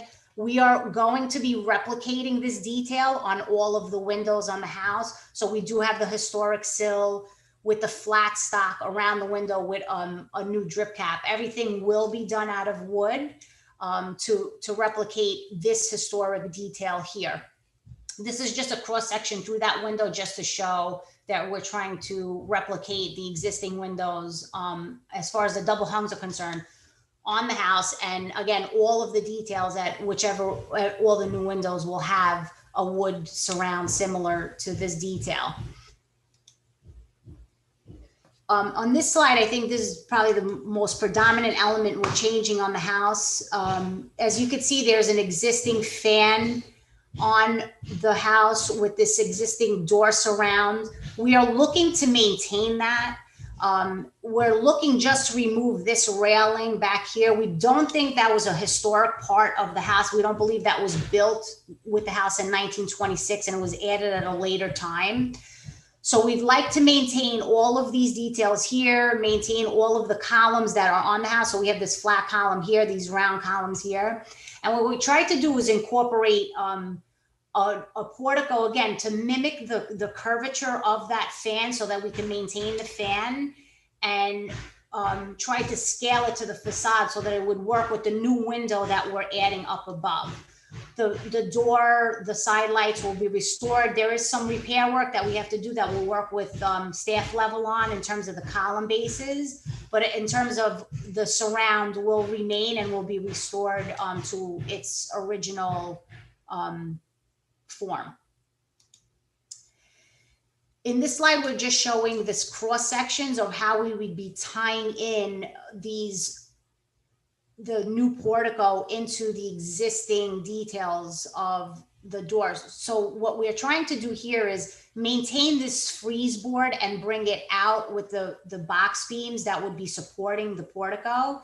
And we created, again, these arches with the flared outshoots. So it gives it a little bit more of a historical look rather than just an arched, simple arched portico. And in here, we just blew up the detail so the board could see that we're trying to match all of the different dimensions and all the different profiles that exist on the actual frieze boards now. On this slide, we're showing the existing elevation of the front door, a side elevation, I should say, with the existing, as you can see, that pediment does project. It's about approximately 12 inches. And we're just showing the contrast between what's existing there and what our new proposed portico would look like. And we do want to finish it with a standing seam copper roof, which is we have found in other porticos in the area. And we tried to demonstrate here our sections. So this is the existing section through the door. As you can see, and I know it's a little hard to read on these smaller slides, but as you can see, everything in terms of the frieze and the actual sunburst panel are built off of the house. We're just extending that and building above it. We also wanted to show the relationship of this existing window to the new window, so the board understands that, you know, even though we're enlarging it, there's still some room between the proportion between the portico and the sill of the new proposed window.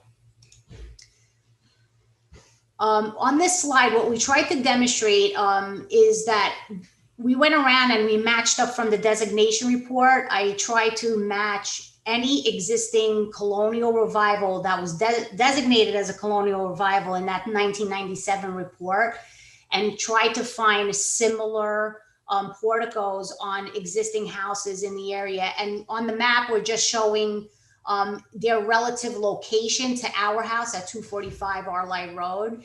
And again, all of these houses that we found were designated as colonial revival. And as you can see, there's some similarities. We tried to pull some similarities off of these. As you can see, Shore Road has the 604 Shore Road has the copper roof, but we tried to pull some of the similarities of proportion in terms of the fascias and box beams, so that at least we're staying consistent with the rest of the area and consistent with many of the colonial revivals in the historic district of Douglaston. Anna, if I could interrupt in an effort to serve some time for the items still to come today. I know you have a few more slides showing examples of shutters and railings and other precedent. Right. But I think it would be best if we could just maybe pause here and return to those if there are specific questions. Sure. Thank you. That's fine. Yeah, okay. Great, thank you so much. And perhaps we can go back to your proposed elevation. Sure. All right, and commissioners, does anyone have any questions? I know this presentation was very detailed, so yes, Commissioner Chapin. Do you want the front? The front, please. Okay. Yeah, my question is just about the width of the driveway at the curb. It seems a little unusual. If the applicant could just address, that. We don't have a picture of it here, but. I could go back to that slide. Hold on. I'm gonna actually go to the back to the picture slide so we can see. So, right. So in the field, I measured this from the end of this curb to the end of this curb as it exists. It's a total of 10 feet. The existing curbs are each 6 inches wide. So in terms of paving, you're talking about 9 feet of clear paving here. The owners do want to extend it to 13 feet, which would allow for 12 feet of clear paving. When we were looking at many of the houses in the area, I found 12 foot to be the most consistent. Again, I don't know if it has historic precedent, but I've seen many of the other houses in the area. We found that a lot of the driveways were at 12 feet. So that's why we talked to the owner about decreasing at least the opening of the driveway and diminishing it to that, or I should say to propose it at that size. And then once we got past the front of the house is where we're looking to open it up, because in front of the garage is where we really need the expansion. It is a 2-car and they need the maneuverability in front of that. Yeah, yes, I see that, though. Obviously, where you really need it is where you're parking, but right. The information about other houses in the area is helpful. Thank you. Okay. All right, thank you. Commissioner Jefferson, who will be followed by Commissioner Goldblum.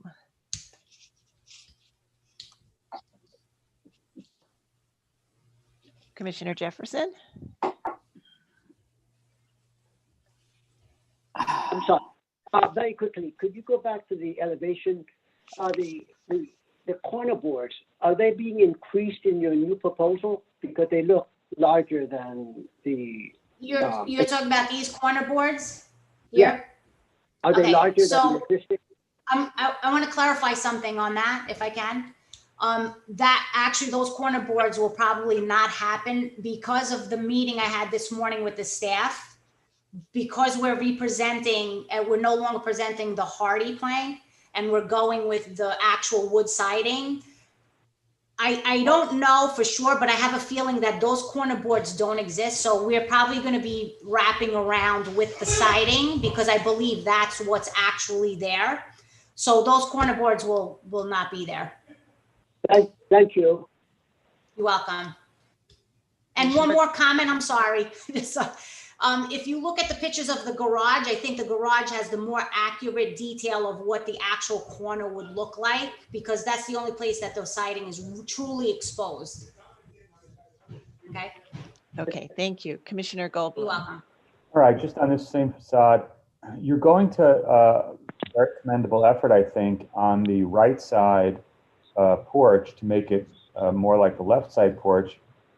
why not, is there a reason why you didn't add that one column back? It seems like on the side of the house, you are adding the columns back. Okay, in terms of these two columns here? Right. Okay, so, okay, just, I know it's a little hard to see, it's because it's two-dimensional. These two columns, again, are original to the house. They're full-size columns. They are, you know, fully round. When they added this porch here, they built to the actual extreme of there must have been a porch there. They built to the outer extremes of that porch. I unfortunately, for me to add on a full column I would be projecting past the house, and it would create kind of other issues. So our alternative was to add a half column. Because we're doing a half column, we had to kind of fit in where we could these decorative columns, and we chose the corner. But then when we went to the next side, you know, we tried to add in a second column. So if you look at like this side here, we tried to add it here so that there's some similarities. Again, because we're building the wall and we're working with an existing wall, we had to fit in the column, these applied columns where we could. Okay. Okay, Commissioner Devonshire.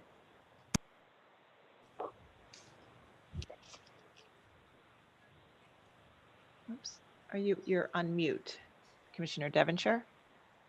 Are the Nicolak pavers stone or cement? And is there a variation in color between them?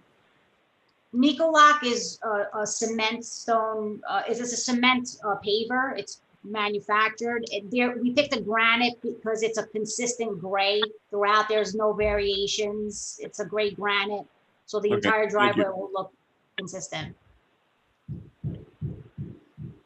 Okay, any other questions? All right, so I think we'll move to public testimony, and we may have more questions after that. So if you're in the meeting and would like to testify, please raise your hand so we can identify you. And Lisa Kersavich will walk us through the testimony. Lisa? Okay, great. We had one person sign up, and that is Kelly Carroll. And Kelly, I brought you in. Okay. Kelly Carroll, Historic Districts Council. HDC echoes the concern of our community partners at the Douglaston and Little Neck Historical Society regarding the stop work order that currently exists on this property. We ask that the proposed work in this application be conducted in compliance with the law, including the replacement of historic elements that were illegally removed. Regarding the application today, we object to the proposed driveway paving, which is a deviation from the materials palette of this historic district. Its contemporary appearance clashes with the refined design and age of the house. HDC does not find hardy siding appropriate, as the house's clapboard is extant and should be restored. And I did hear that you're going to go with wood siding. The appearance of the faux siding will be particularly noticeable at the entry because the enfraintment, portico, and columns are composed of wood. The proximity of a natural material to substitute siding will not be elegant, and the house should be completely clad in wood. Thank you. Okay, thank you. And I don't see anybody else with their hand raised. Okay, thank you. And Rich, did we receive written testimony? Yes, we did. We do have a letter of approval from the community board, as well as the Douglas Manor Association, and a letter in opposition from the Douglas and Little Neck Historical Society. Okay, thank you. So would you like to, I'm going to turn back to Ms. Crescenzi-Lavsa. Would you like to respond to the comments and also speak to the stop work order as well? Yes. So in terms of the stop work order, our office is working to remove that stop work order. We're working with the building department. There's no work that was performed without any proper landmarks permits. There was a little glitch with the rear deck, which we're rectifying at this point. If you look at the dates of the stop work order, I believe they were last week. So we just need a little bit of time. We did have election day, they were closed, so we do need a little bit of time to rectify them, but they will be rectified. And I will assure you that nothing's been altered on the house that wasn't already approved at staff level by landmarks. And there's recorded permits for that. As far as the siding, we understand, and that's why I spoke to the owners this morning, and we are going to be replacing the wood siding, replacing the wood siding with the same wood siding. Okay. Commissioners, do we have any final questions? Okay, Commissioner Holford Smith, please go ahead. It's probably for staff, but I was curious to know what the typical driveway material in the district is.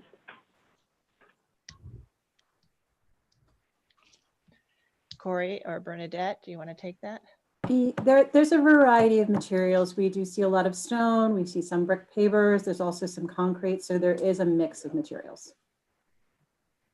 And the rules allow for the materials that are compatible with the house. Okay, thanks. Any other questions? All right, I'm going to start unmuting or asking to unmute you so we can make a motion to close the hearing. So Commissioner Shamir Barron, would you make a motion to close the hearing? Motion. And Commissioner Holford Smith, would you second that motion? I second it. Okay, all in favor, say aye. Aye. Aye. Any opposed? Okay, so the hearing is closed and we'll begin our discussion. Commissioner Holford Smith, would you like to start this one? Sure. Well, I thank the applicant for a very thorough presentation. It's helpful to go through it very methodically.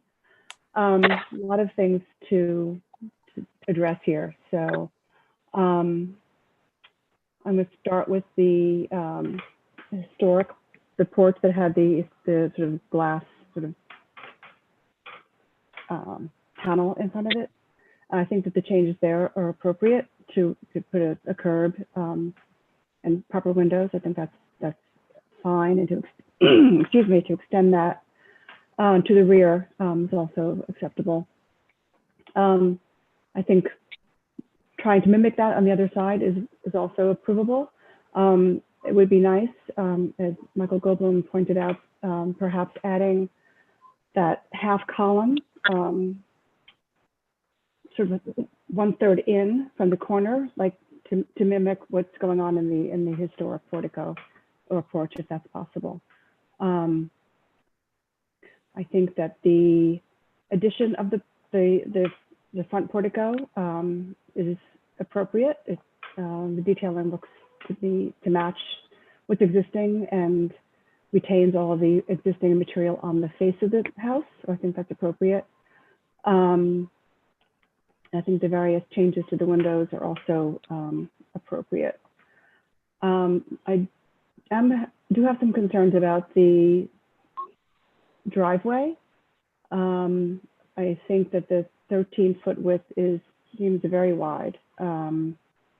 So I would advocate for something that was not quite as wide. And I'm not sure that this Nicolak paver is really appropriate. This is why I asked the question about what was more prevalent in the district. I mean, perhaps concrete would be better, something more quiet. And I certainly think that it's not appropriate for the walkway. I think the walkway should remain brick or something very similar, maybe bluestone. And I think those are my comments. Okay, thank you. Commissioner Chapin? I pretty much agree with Commissioner Holford Smith's comments. I think the fenestration and the porches and the portico in general are appropriate to the district.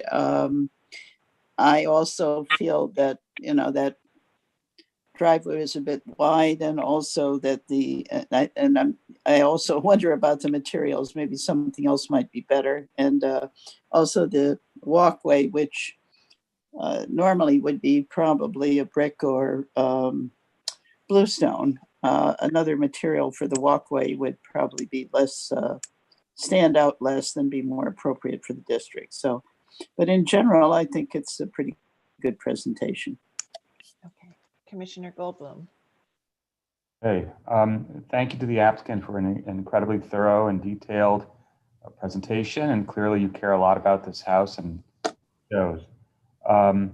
I think that the driveway, for me, the driveway at 13 feet is not excessive as long as the hedge that is currently on the border of the driveway is relocated to shield from the house. But I think the driveway at the back, where it abuts the house for a significant length, is too much. The house is seen in landscape, and I think that that setting should be retained so that there should be some landscaping in front of the side of the house going back beyond, in the area where the side porch is. I think that the proposed work to the side porches are acceptable. I think it'd be nice, like Andy said, to add that half column to mimic the full column on the left, but I don't think it's essential. I mean, the house is obviously a product of time, and I think that's okay. I do object to the modification of the center front window and to the portico. I think if you were to look at that in 3D, you would find that it looks less convincing than it does in 2D. What I would suggest is that they bring the actual elements from the facade, the actual historic wood, forward, and make that the portico with a barrel vaulted roof or with this shape roof. But I think that not having the substance, having it be that little skinny ribbon on two skinny little columns, would look very peculiar in 3D. And I think that the center window, that solidity and the kind of firmness that it gives to the center of the composition, would be lost with the tripartite window. I think the back windows are fine. The modifications, they are good. In terms of the Nicoloc product, I think that I agree with what everyone else said, that it's kind of a loud and aggressive material. I think it could remain the Nicoloc granite, quote unquote, style, but I think that the random pattern is what's making it worse. I think if they were to use a Belgian block size uniformly in some quieter pattern that's more historically appropriate, or if they did an apron of actual granite and then went back to asphalt or concrete, I think that would be a better solution. And I agree with everyone's comments about the walkway. Thank you. Commissioner Devonshire. I agree with the comments about the walkway. I don't see anything that's happening to the house itself that's not approvable. I do have an issue with the widening of the driveway. Even the interstate highway system standard for a lane is 12 feet. I don't think 13 is necessary. I do agree with Commissioner Goldblum's comments about the hedge. The hedge should get moved.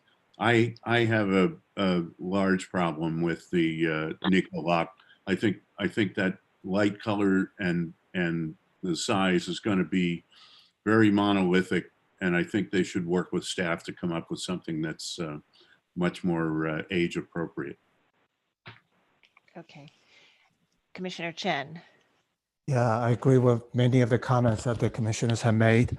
I think that I agree with Commissioner Devonshire that the highway standard should be around 12 feet. There's no need to go to 13 feet. And the finish, I think, as many commissioners have expressed, I think the finish and the texture and the size of the paving material will determine the final the look of this driveway, and I think that should be a further study with the staff. Commissioner Bland. I think I don't have any problem with any of it. I note that others but I think I can accept all of it as presented. Okay. Commissioner Lutfi.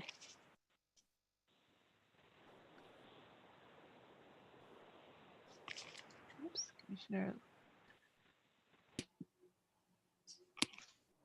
Sorry. That's okay.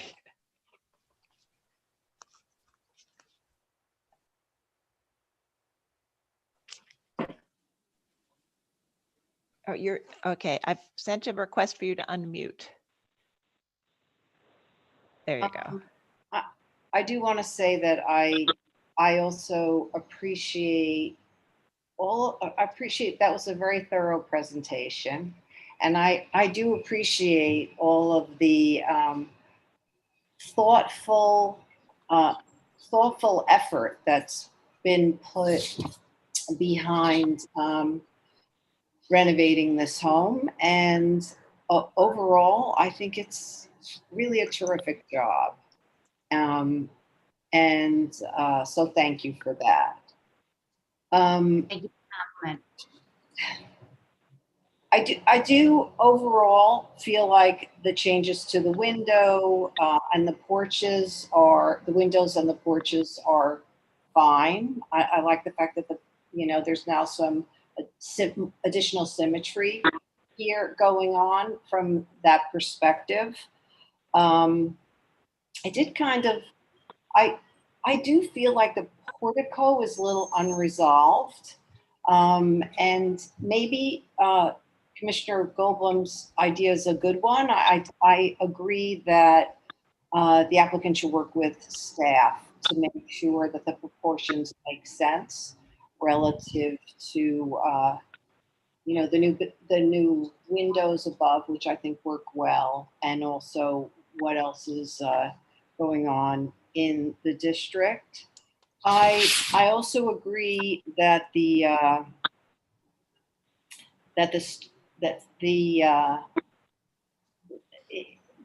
small size of the stones in the driveway are problematic, and there should be something larger with more of a rhythm that's less that doesn't seem quite so loud. I don't have a problem with the gray color. It should probably be another material. And I did like and had been thinking that it, in addition to there being no more than a 12-foot width, especially at the street, I think that there does need to be some landscaping on the right side as you get closer to the house.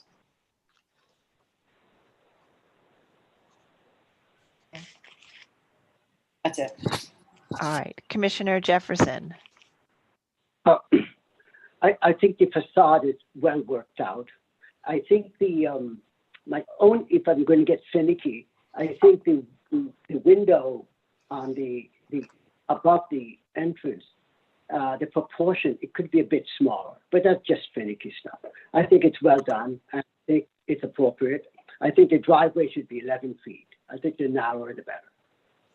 Okay, thank you. The material should, I defer in terms of paving to the staff. Okay, great. And Commissioner Gustafson. I think this project deserves some time spent on the positive elements of it. I think we often think of whenever a project comes to us that looks pretty good in the first instance, we give credit to the owner. And I think I have this feeling we should be giving credit to the working partnership between the architect and the owner. So most of the things being proposed here are not outlandish, and actually they rely very heavily on having done their homework on the colonial revivals in this neighborhood, and I very much appreciate that. There are a number of examples of that, including the replacement of a number of very large single pane windows with multi-pane windows, balancing the appropriate design with the amount of light they're getting, and the effort put into trying to figure out how to make that portico more sympathetic with other porticos on houses of a similar nature in the neighborhood. I think the result is a more cohesive and a more consistent, not fully, but more cohesive and more consistent facade, both in the rear and the front. I do want to comment on the driveway. I agree with others on their comments on the walkway, but I do want to comment on the driveway because I happen to own a colonial revival, and I did replace the not landmark, and I replaced the driveway, and I did something very similar with the Nicoloc gray, and I hate it. It is far too modern for my house. And I feel very guilty about that. And you know, the front of that driveway we did in a bluestone, which worked. I've got another driveway we did in a running bond, a brick running bond, and that worked. And I did another one in stone dust, and that worked. But the gray, especially with the busy design, really did not work at all. So I would like them to reconsider what they do with that. Whether the driveway is 11 feet or 12 feet in terms of driving space, I don't care. All right, Commissioner Shamir Barron. I think this is a very well thought out and worked out project, and I can support it as it is presented. Okay, great. Thank you. Okay, so I think we're largely supportive here. I think that some commissioners support it as is. Many others support it with some, I think, some minor tweaks that can be resolved at staff level. So I'll go ahead and make this motion. Okay, in the matter of docket number 19-35502, 245 Arley Road in the Douglaston Historic District, a colonial revival style house designed by John C.W. Cadieux and built in 1926. This is an application to alter the facades, construct an addition, and widen the driveway. And I note that the building style, scale, materials, and details are among the features that contribute to the special architectural and historic character of the Douglaston Historic District. I recommend approval with modifications, finding that the proposed work will not eliminate or damage any significant architectural features, that the presence of an entrance portico will be in keeping with the style of the house and support the primacy of the main entrance, that the proposed portico will maintain views to the decorative features of the entrance surround, be well scaled to the entrance, and will relate well to the style of the house, that the enlargement of the center second floor window openings at the front and rear facades will be compatible with the style of the house and the proportional relationships and hierarchical organization of the facades, that the relocation of the historic arch-headed window will not disrupt a significant facade composition and will maintain this historic feature at the house, that the proposed alterations to the enclosed porches will feature design elements and a level of glazing which will help support the historic symmetry of the house, will maintain historic fabric, and will recall the openness of the historic porches, that the proposed windows at the front and rear facades and porches will match the historic windows at the main house in terms of materials, details, and finish, and will be compatible with the house's fenestration pattern, that the proposed addition will be small in size and well integrated into the overall design of the house and only visible from a public thoroughfare from limited views, that the smooth finished composite wood, I won't read that, all of the proposed elements will match the historic woodwork at the house in terms of material, and that the proposed finishes for the house will be in keeping with the historic color palette typically found at houses of this age and style, that the proposed driveway paving, scratch that, that the expansion of the and that too, and that the proposed walkway will be typical of walkways throughout the historic district in terms of placement, material, placement, and size. However, I find that the widening of the driveway to near the curb to 13 feet will overwhelm this section of the site, that the gray finish of the brick paving at the front driveway and the Nicolite paving at the driveway will be an atypical presence, which will draw undue attention to itself. And I recommend that the driveway be reduced to be 11 feet and that it include landscaping to adjacent between the driveway and the house. I recommend that the materials of the driveway and of the walkway be restudied in consultation with staff to be compatible with the style and age of the house in the historic district. And I also recommend that the applicants restudy the proportions of the portico in consultation with the staff. And so with that, Anne, would you second that motion? I second the motion. Okay, thanks. And Rich, will you call the vote? Chair Carroll, Aye. Commissioner Bland, Aye. Commissioner Shamir Barron, Aye. Commissioner Chapin, Aye. Commissioner Chen, Aye. Commissioner Devonshire, Aye. Commissioner Goldblum, Aye. Commissioner Gustafson, Aye. Commissioner Jefferson, Aye. Commissioner Lutfi. Aye. I'm sorry, say that one more time. Aye. Thank you. And Commissioner Holford Smith. Aye. Okay, 11 in favor and unopposed. The motion carries.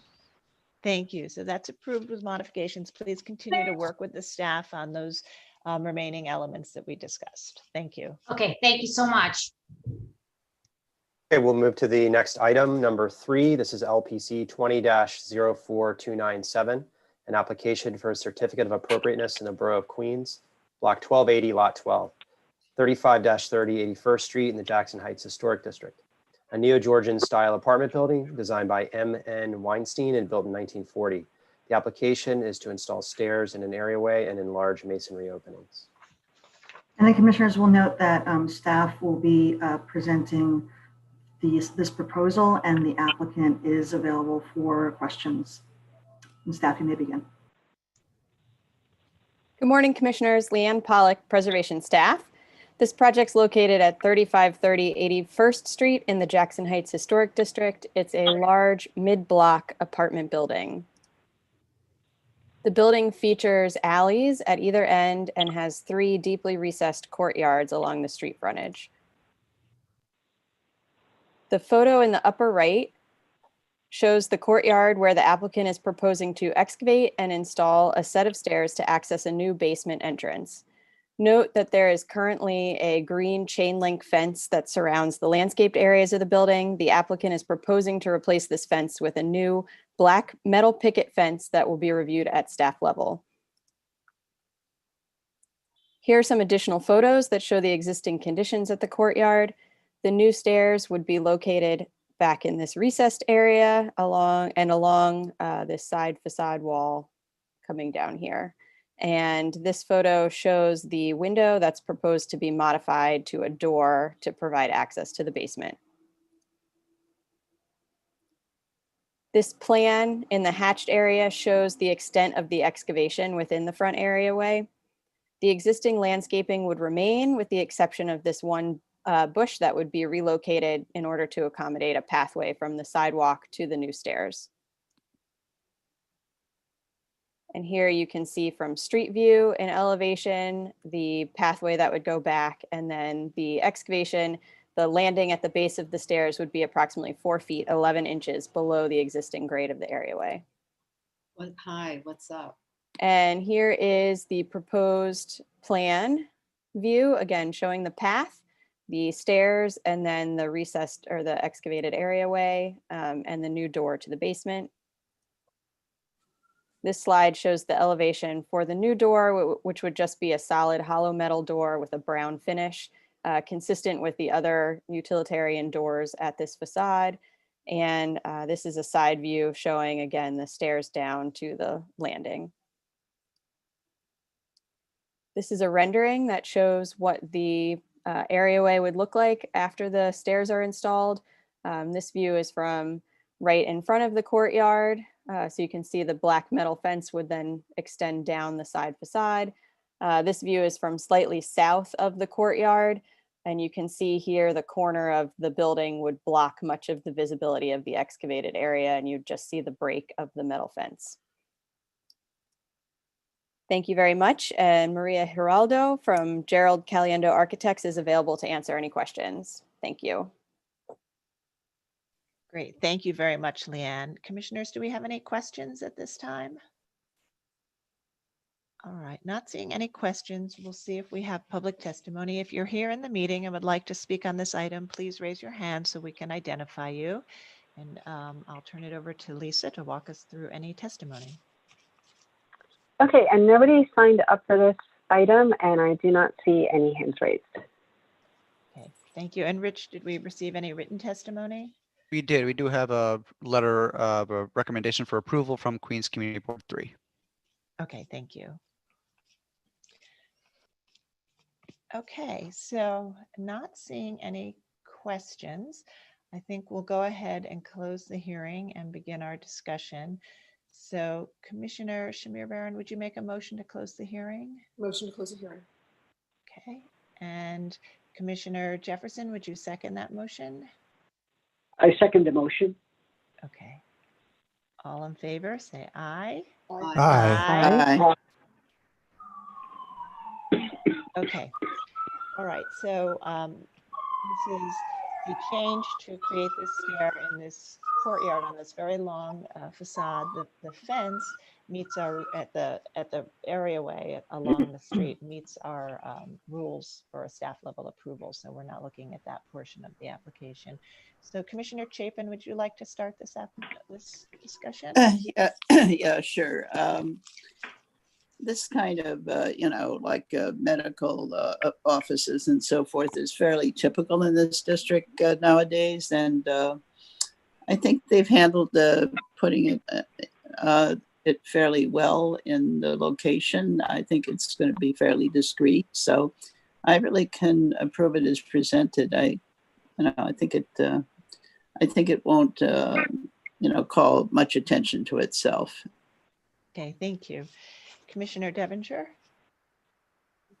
I think this is provable. They've done a good job. It's discreet, and it's fine. Okay, Commissioner Chen? I agree. Commissioner Bland? I agree, and I'll just note, even though the staff is going to approve the fence is a big improvement. It is. And Commissioner Lutfi? Agree, this is approvable. Commissioner Jefferson? Approvable. Commissioner Gustafson? Appropriate as is. Okay, Commissioner Shamir Baran?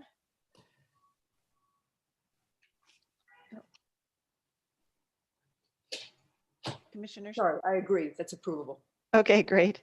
And I think Commissioner Holford Smith. I agree. It's approvable. It's appropriate. Okay, great. So I think we all agree this is appropriate. Commissioner Chapin, would you make this motion?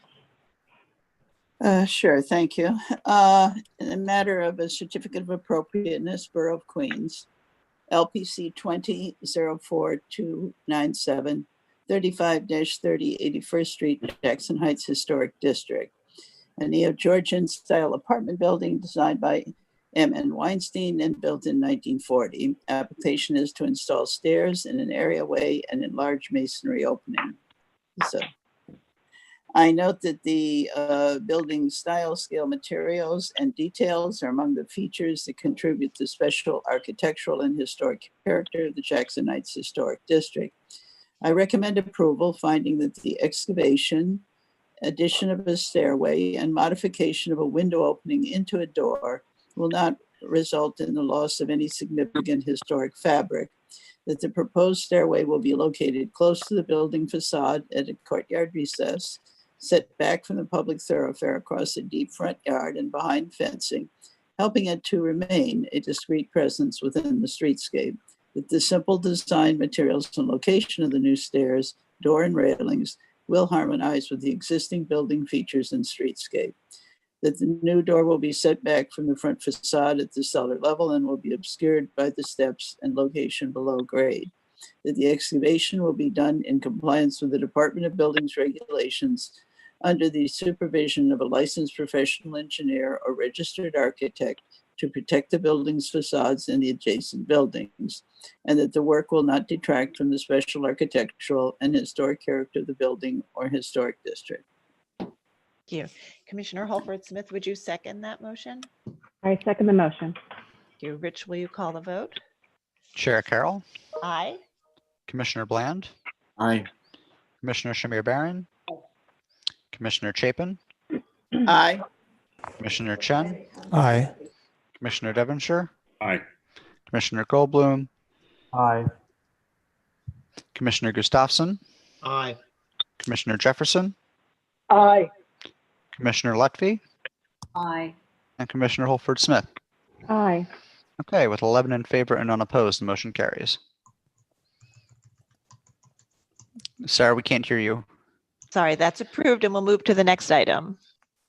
Okay, and I am going to read the next two items in, both of them. They're under the same ownership and will be presented as one project. The first is item 4, LPC 21-00437, an application for a certificate of appropriateness in the Borough of Brooklyn, Block 236, Lot 30, 35 Love Lane in the Brooklyn Heights Historic District. A 19th century carriage house, and the application is to excavate, construct a below-grade addition, modify openings, and create new openings at the rear facade. And item number 5, LPC 21-00436, an application for a certificate of appropriateness, Borough of Brooklyn, Block 236, Lot 5, 81 Pierpont Street, also in the Brooklyn Heights Historic District. This is a Greek Revival style row house built in 1845, and this application is to excavate and construct a below-grade addition. And commissioners, the applicants have joined the hearing. Please click on the presentation to start and state your name for the record. You may begin.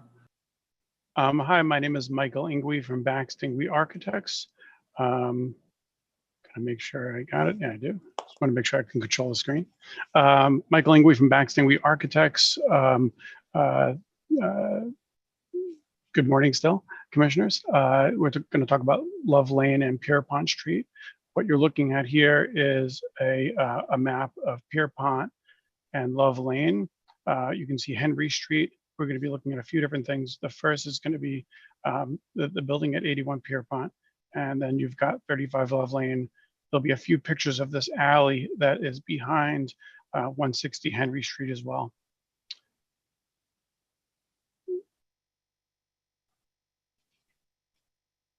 So you can see the front facade and a tax photo of Pierpont, as well as the current front facade. This house has been recently renovated by the Brooklyn Home Company, and I think recently signed off. You can see 35 Love Lane, which is behind it, which is a carriage house that's had several lives, including kind of the reinstallation of new brick at the facade.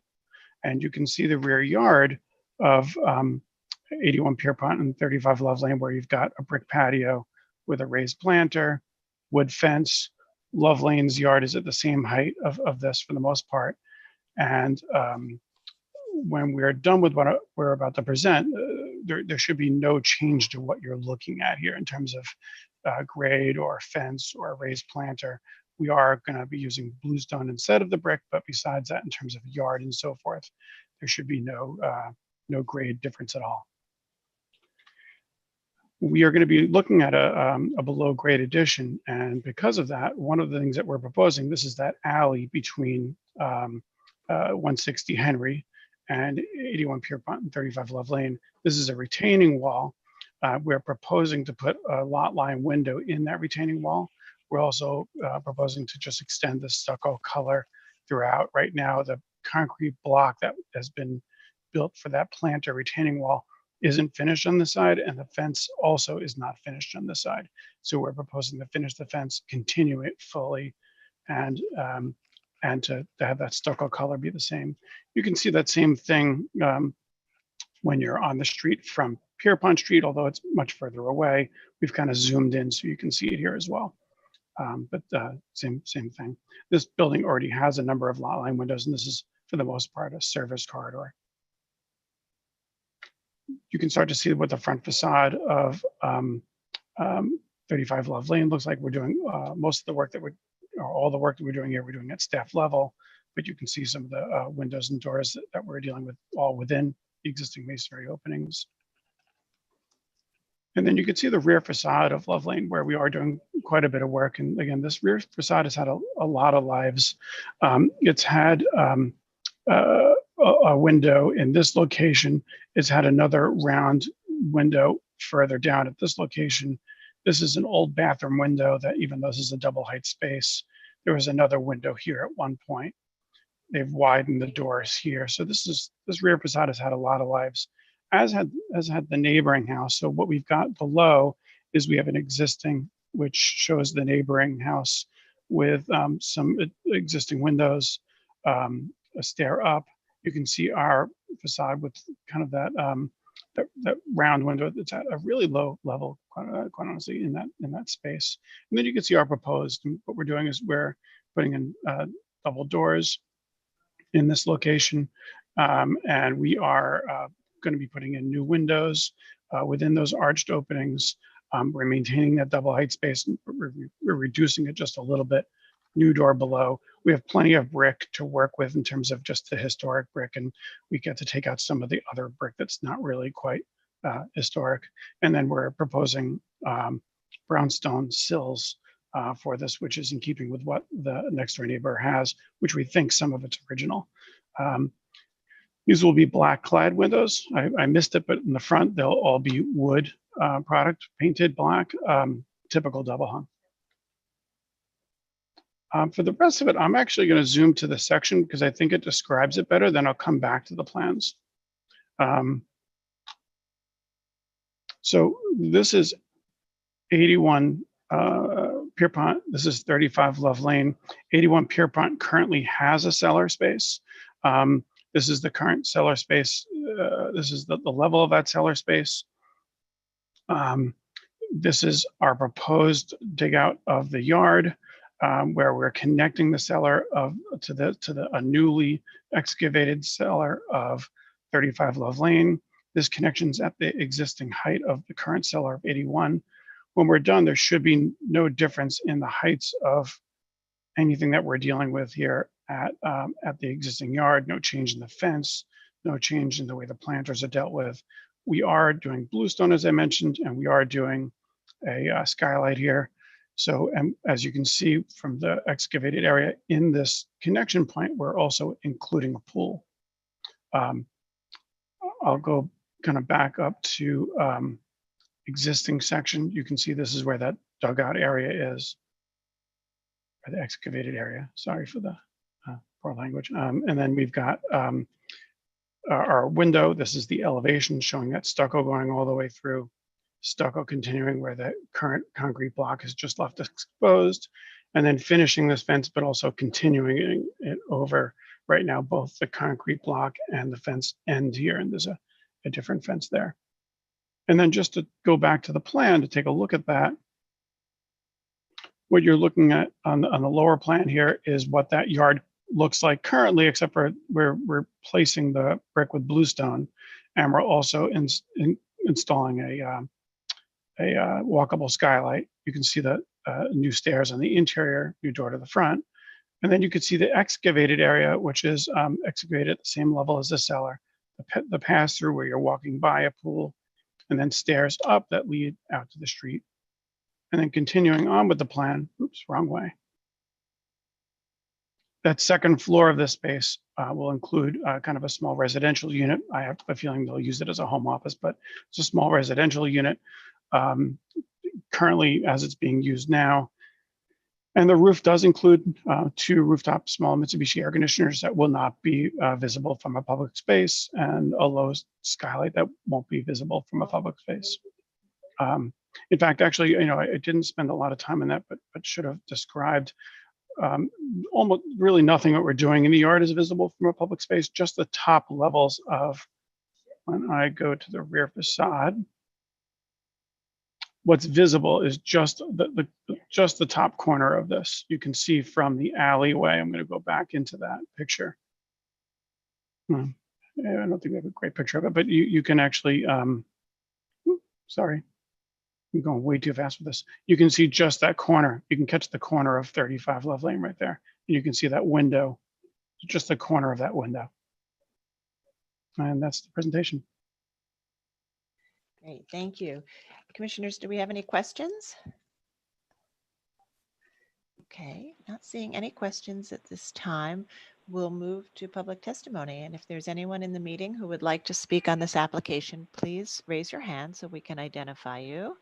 And I'll turn it over to Lisa to walk us through the testimony. Okay, thank you, Sarah. We had one person sign up, and that's Judy Stanton. And Judy, I've brought you in. Just turn off your, you can unmute yourself and turn on your camera if you choose. There you go. Good morning, Judy Stanton for the Brooklyn Heights Association. Can you hear and see? Yes, we can hear and see you. We support the applications. For the yard excavations, we took note of the current relationship of 81 Pierpont Yard to the carriage house and how the yards of this house and its neighbor relate to the surrounding apartment buildings and sunken areaways. Based on these factors, we do not think the extent of the excavation will have any adverse impact from a preservation perspective. We do think that carrying out the excavation work warrants careful attention. We are satisfied based on the presentation that this team is approaching this issue correctly. We have documented that the main house and its Pierpont Street neighbor, perhaps best described as transitional Italianate brownstones, were built in 1853. Fire insurance maps indicate that the paired carriage buildings on Love Lane behind the houses were built at most 2 years later and more likely simultaneously with the houses. Given that multiple alterations have been carried out on the carriage house's publicly visible facades over the last 160 years, we think that the proposed alterations at the front and side are in keeping with the work that was previously done and are appropriate. We think it's worth noting that the special design of the carriage house's rear facade, which extends across the pair, some of the openings were previously altered, but the delicate repeating arched frieze and pilaster entablature appears to be original. We think the applicant here is fortunate to have the rear of his house facing this highly articulated architecturally significant feature. This arched element has survived multiple facade alterations when the carriage house was converted to a garage in the 1920s and then to artist studios in the 1950s when the tax lot was subdivided. We hope that this interesting feature continues to be retained, even if not visible to the public and regardless of whether the openings are altered. Thank you. Okay, thank you, Judy. And I don't see any other hands raised. Okay, thank you. And Rich, did we receive written testimony? Yes, we did receive a resolution from Brooklyn Community Board 2 recommending approval. Okay, thank you. All right, Mike, would you like to address anything that's been said or make any final comments? Yeah, we actually had a really productive conversation with our Brooklyn Heights Association, and we had a couple of small modifications to the rear facade based on that, so that it was helpful. Okay, great. Commissioners, any final questions? Okay, not seeing any questions. I'm going to move to close the hearing and begin our discussion. So I am unmuting or asking to unmute you. So look at your computers to accept that request if it comes in. So Commissioner Bland, would you make a motion to close the hearing? So moved. And Commissioner Chen, would you second that motion? Seconded. Okay, all in favor, say aye. Aye. Aye. Any opposed? Okay, so the hearing is closed. Commissioner Devonshire, would you like to start on this one? Sure.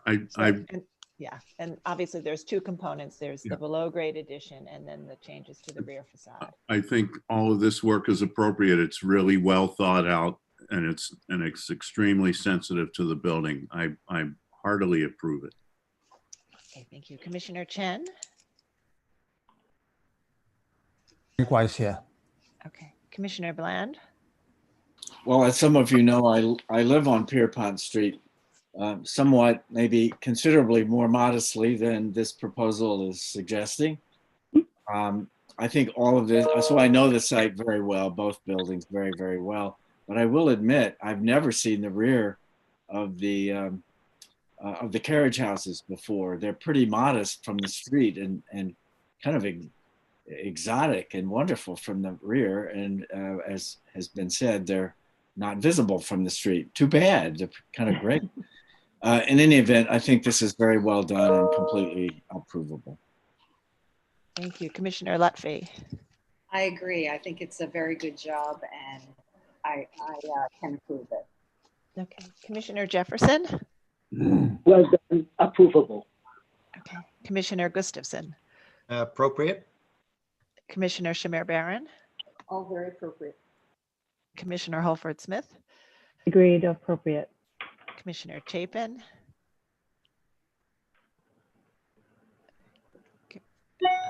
Is she? Okay, I've lost her. Okay, Commissioner Goldblum. Agreed. Okay, great. So I think we all are in agreement that this is appropriate. There's no change to the grade at the rear, and the paving is appropriate to the style and scale and age of building. And the changes to the rear facade are also not visible, but also compatible with the age and style of the building. So Commissioner Devonshire, would you go ahead and make the motion? There are two motions, actually, one for Love Lane and one for 81 Pierpont Street. Gladly. Thank you. In the matter of LPC 2100-437, 35 Love Lane in the Brooklyn Heights Historic District, an application to excavate, construct a below-grade addition, modify openings, and create new openings at the rear facade, I recommend approval, finding that the proposed work will not alter, eliminate, or conceal any significant architectural features of the building. The excavation and construction of a below-grade addition connecting the 35 Love Lane to 81 Pierpont Street will not eliminate the presence of planting beds or open space within the rear yard or be perceptible from public thoroughfares.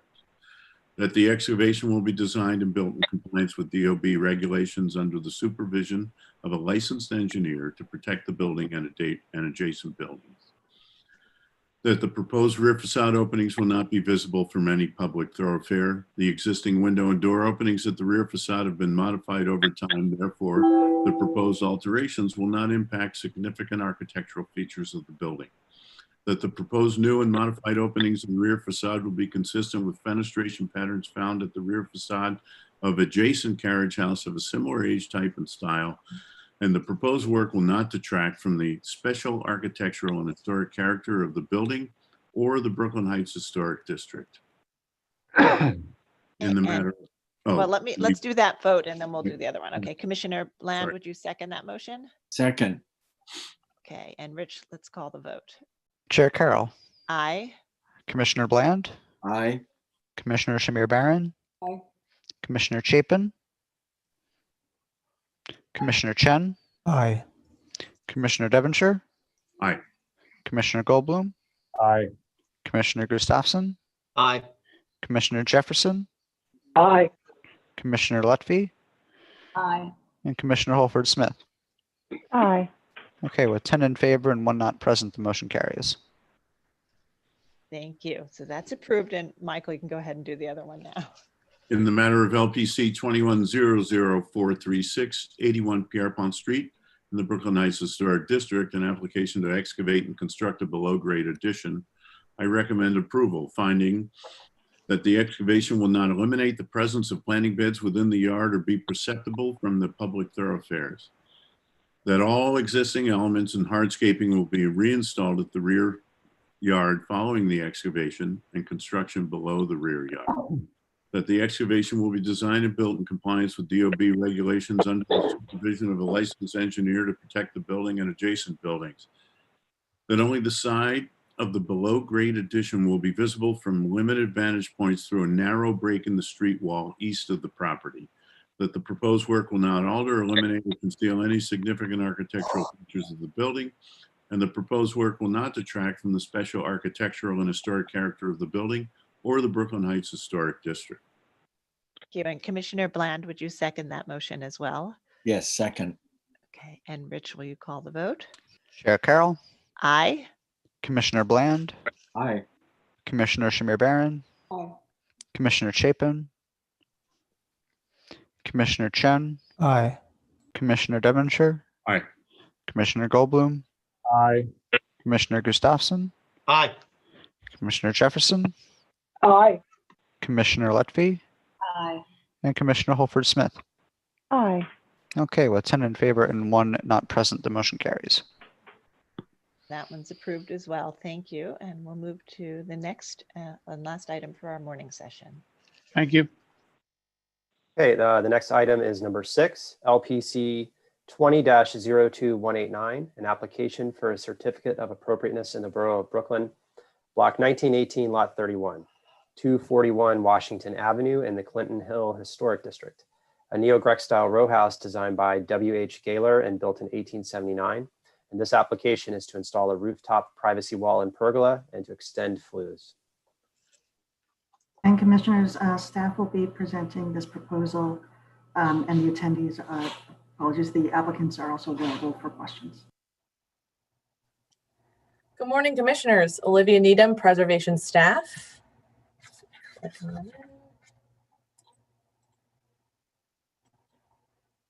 Go. Sorry. Let's see if I, the other way, froze. Okay, great. The item before you today is 241 Washington Avenue, located between Washington Avenue and Hall Street within the Clinton Hill Historic District.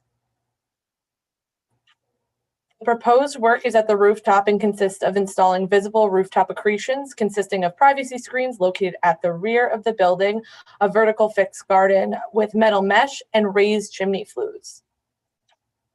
These are the existing condition elevations. And then these are the proposed conditions and elevations. And here are some of the materials. The slide has sections showing the existing proposed work as well as sight lines up at the top. And you can see a close-up detail at the bottom of some of the proposed work. This slide shows sections illustrating the composite wood privacy fencing, planters, vertical garden, raised chimneys, and jacuzzi. So you can see the vertical, you can see the fencing here, as well as the vertical garden that they are installing and the jacuzzi in a variety of sections. Here are the visibility studies showing the views on Washington Avenue. Applicant constructed 2 mock-ups over the course of this application. The first one was a metal frame, which shows a taller wall. It was revised with orange mesh to indicate the shorter wall, which was being presented today. There's no visibility of the proposed work over the primary facade or on Washington Avenue. So you can see views here on Washington Avenue. The mock-up is not visible. And further down the street on Washington Avenue, the proposed work is also not visible from these views. Mock-up is visible from this angle on Hall Street. The view I want to direct your attention to is view number 9 in the upper right-hand corner of the slide, specifically this area outlined in red, which is where you will see the greatest visibility on Hall Street. As you walk north or south on the street, the visibility will decrease until it's hidden behind the adjacent buildings. This is the mock-up as well as the existing conditions at the roof. Here you can see the original heights as well as what you're going to be judging today on both sides, as well as existing conditions on these bottom images. And then you will be able to see the mock-up of the flue extensions at the top here and other existing conditions and mock-up angles at the roof. Here you can see the mock-up is minimally visible from Willoughby Avenue. View number 11 at the upper right-hand corner is the perspective from the street. And then these 2 views are at the bottom, show the limited visibility of the orange mesh. Then finally, this slide shows the mock-up again from the most visible point on Willoughby Avenue. In the larger photo on the right-hand side is from the street perspective. And then you have the 2 close-up with the red line indicating where the orange mesh is at the top, as well as a montage on the bottom indicating the full scope of work that they're proposing. And that concludes the presentation. The applicants are here for any further explanation about the proposal and to answer any questions.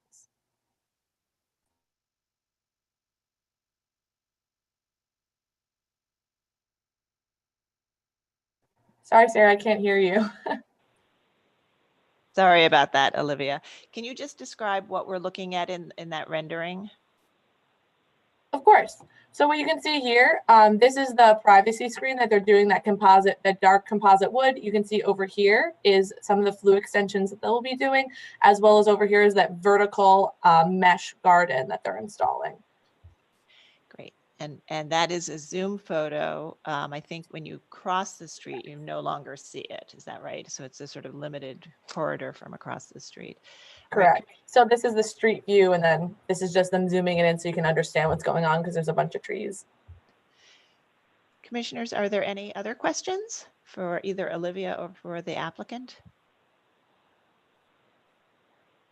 Okay, not seeing any questions at this time. I think we'll turn to public testimony, and we may have questions after that. So if you're in the meeting and wish to speak on this item, please raise your hand so we can identify you. And I will turn it over to Lisa, who will walk us through the testimony. Lisa? Okay, thank you. Nobody signed up for this item, and I don't see any hands raised. Okay, all right. Rich, do we have any written testimony? We do have a resolution from Brooklyn Community Board 2 recommending approval. Okay, all right, thank you. Okay, so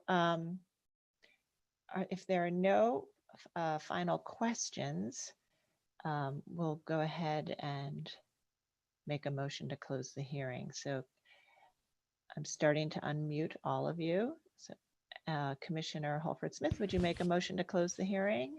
So moved. Thank you. And Commissioner Bland, would you second that motion? Second. Great, thank you.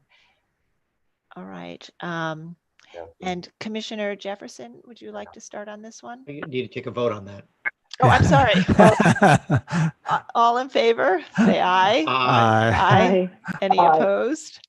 Gosh, I'm one step ahead of myself. Okay, Commissioner Jefferson, can you go ahead and start this discussion? Yes, I think it's approvable. It can be seen from only one point, and I think it's fine. Okay, great. And Commissioner Gustafson? Not visible over the primary facade, barely visible from the rear on an angle. I think it's appropriate as is. Okay, Commissioner Shamir Barron? I think this is fine. Okay, Commissioner Holford Smith? I agree. Commissioner Goldblum? Agreed. Commissioner Devonshire? Agreed. Commissioner Chen? Same here. Commissioner Bland? Yes, appropriate. And Commissioner Lutfi? Great. Okay, I think that's, we all agree that it's appropriate. So Commissioner Jefferson, can you read this motion into the record? Oh, sure. In the matter of LPC-20-02189, 241 Washington Avenue, Clinton Hill Historic District, a neo-Greek style row house designed by W.H. Gaylor and built in 1879. Applications to install a rooftop privacy wall and pergola and extend flues. I note that the building style, scale, material, and details are among the features that contribute to the special architectural and historical character of the Clinton Hill District.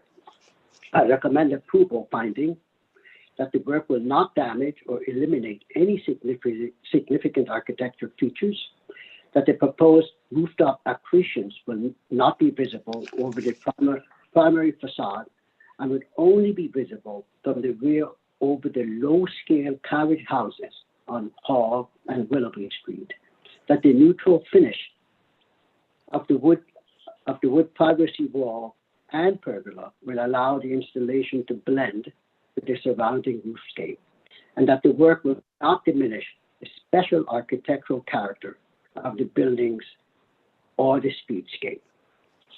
Okay, thank you. Commissioner Bland, would you second that motion? Second. Thank you. And Rich, will you call the vote? Chair Carroll? Aye. Commissioner Bland? Aye. Commissioner Shamir Barron? Aye. Commissioner Chapin? Commissioner Chen? Aye. Commissioner Devonshire?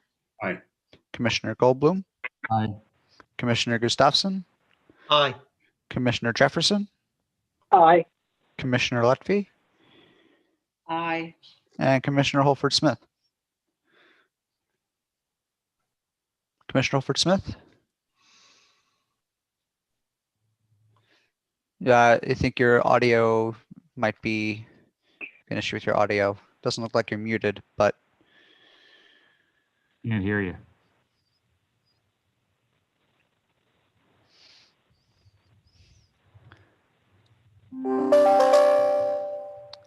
Can you say that one more time?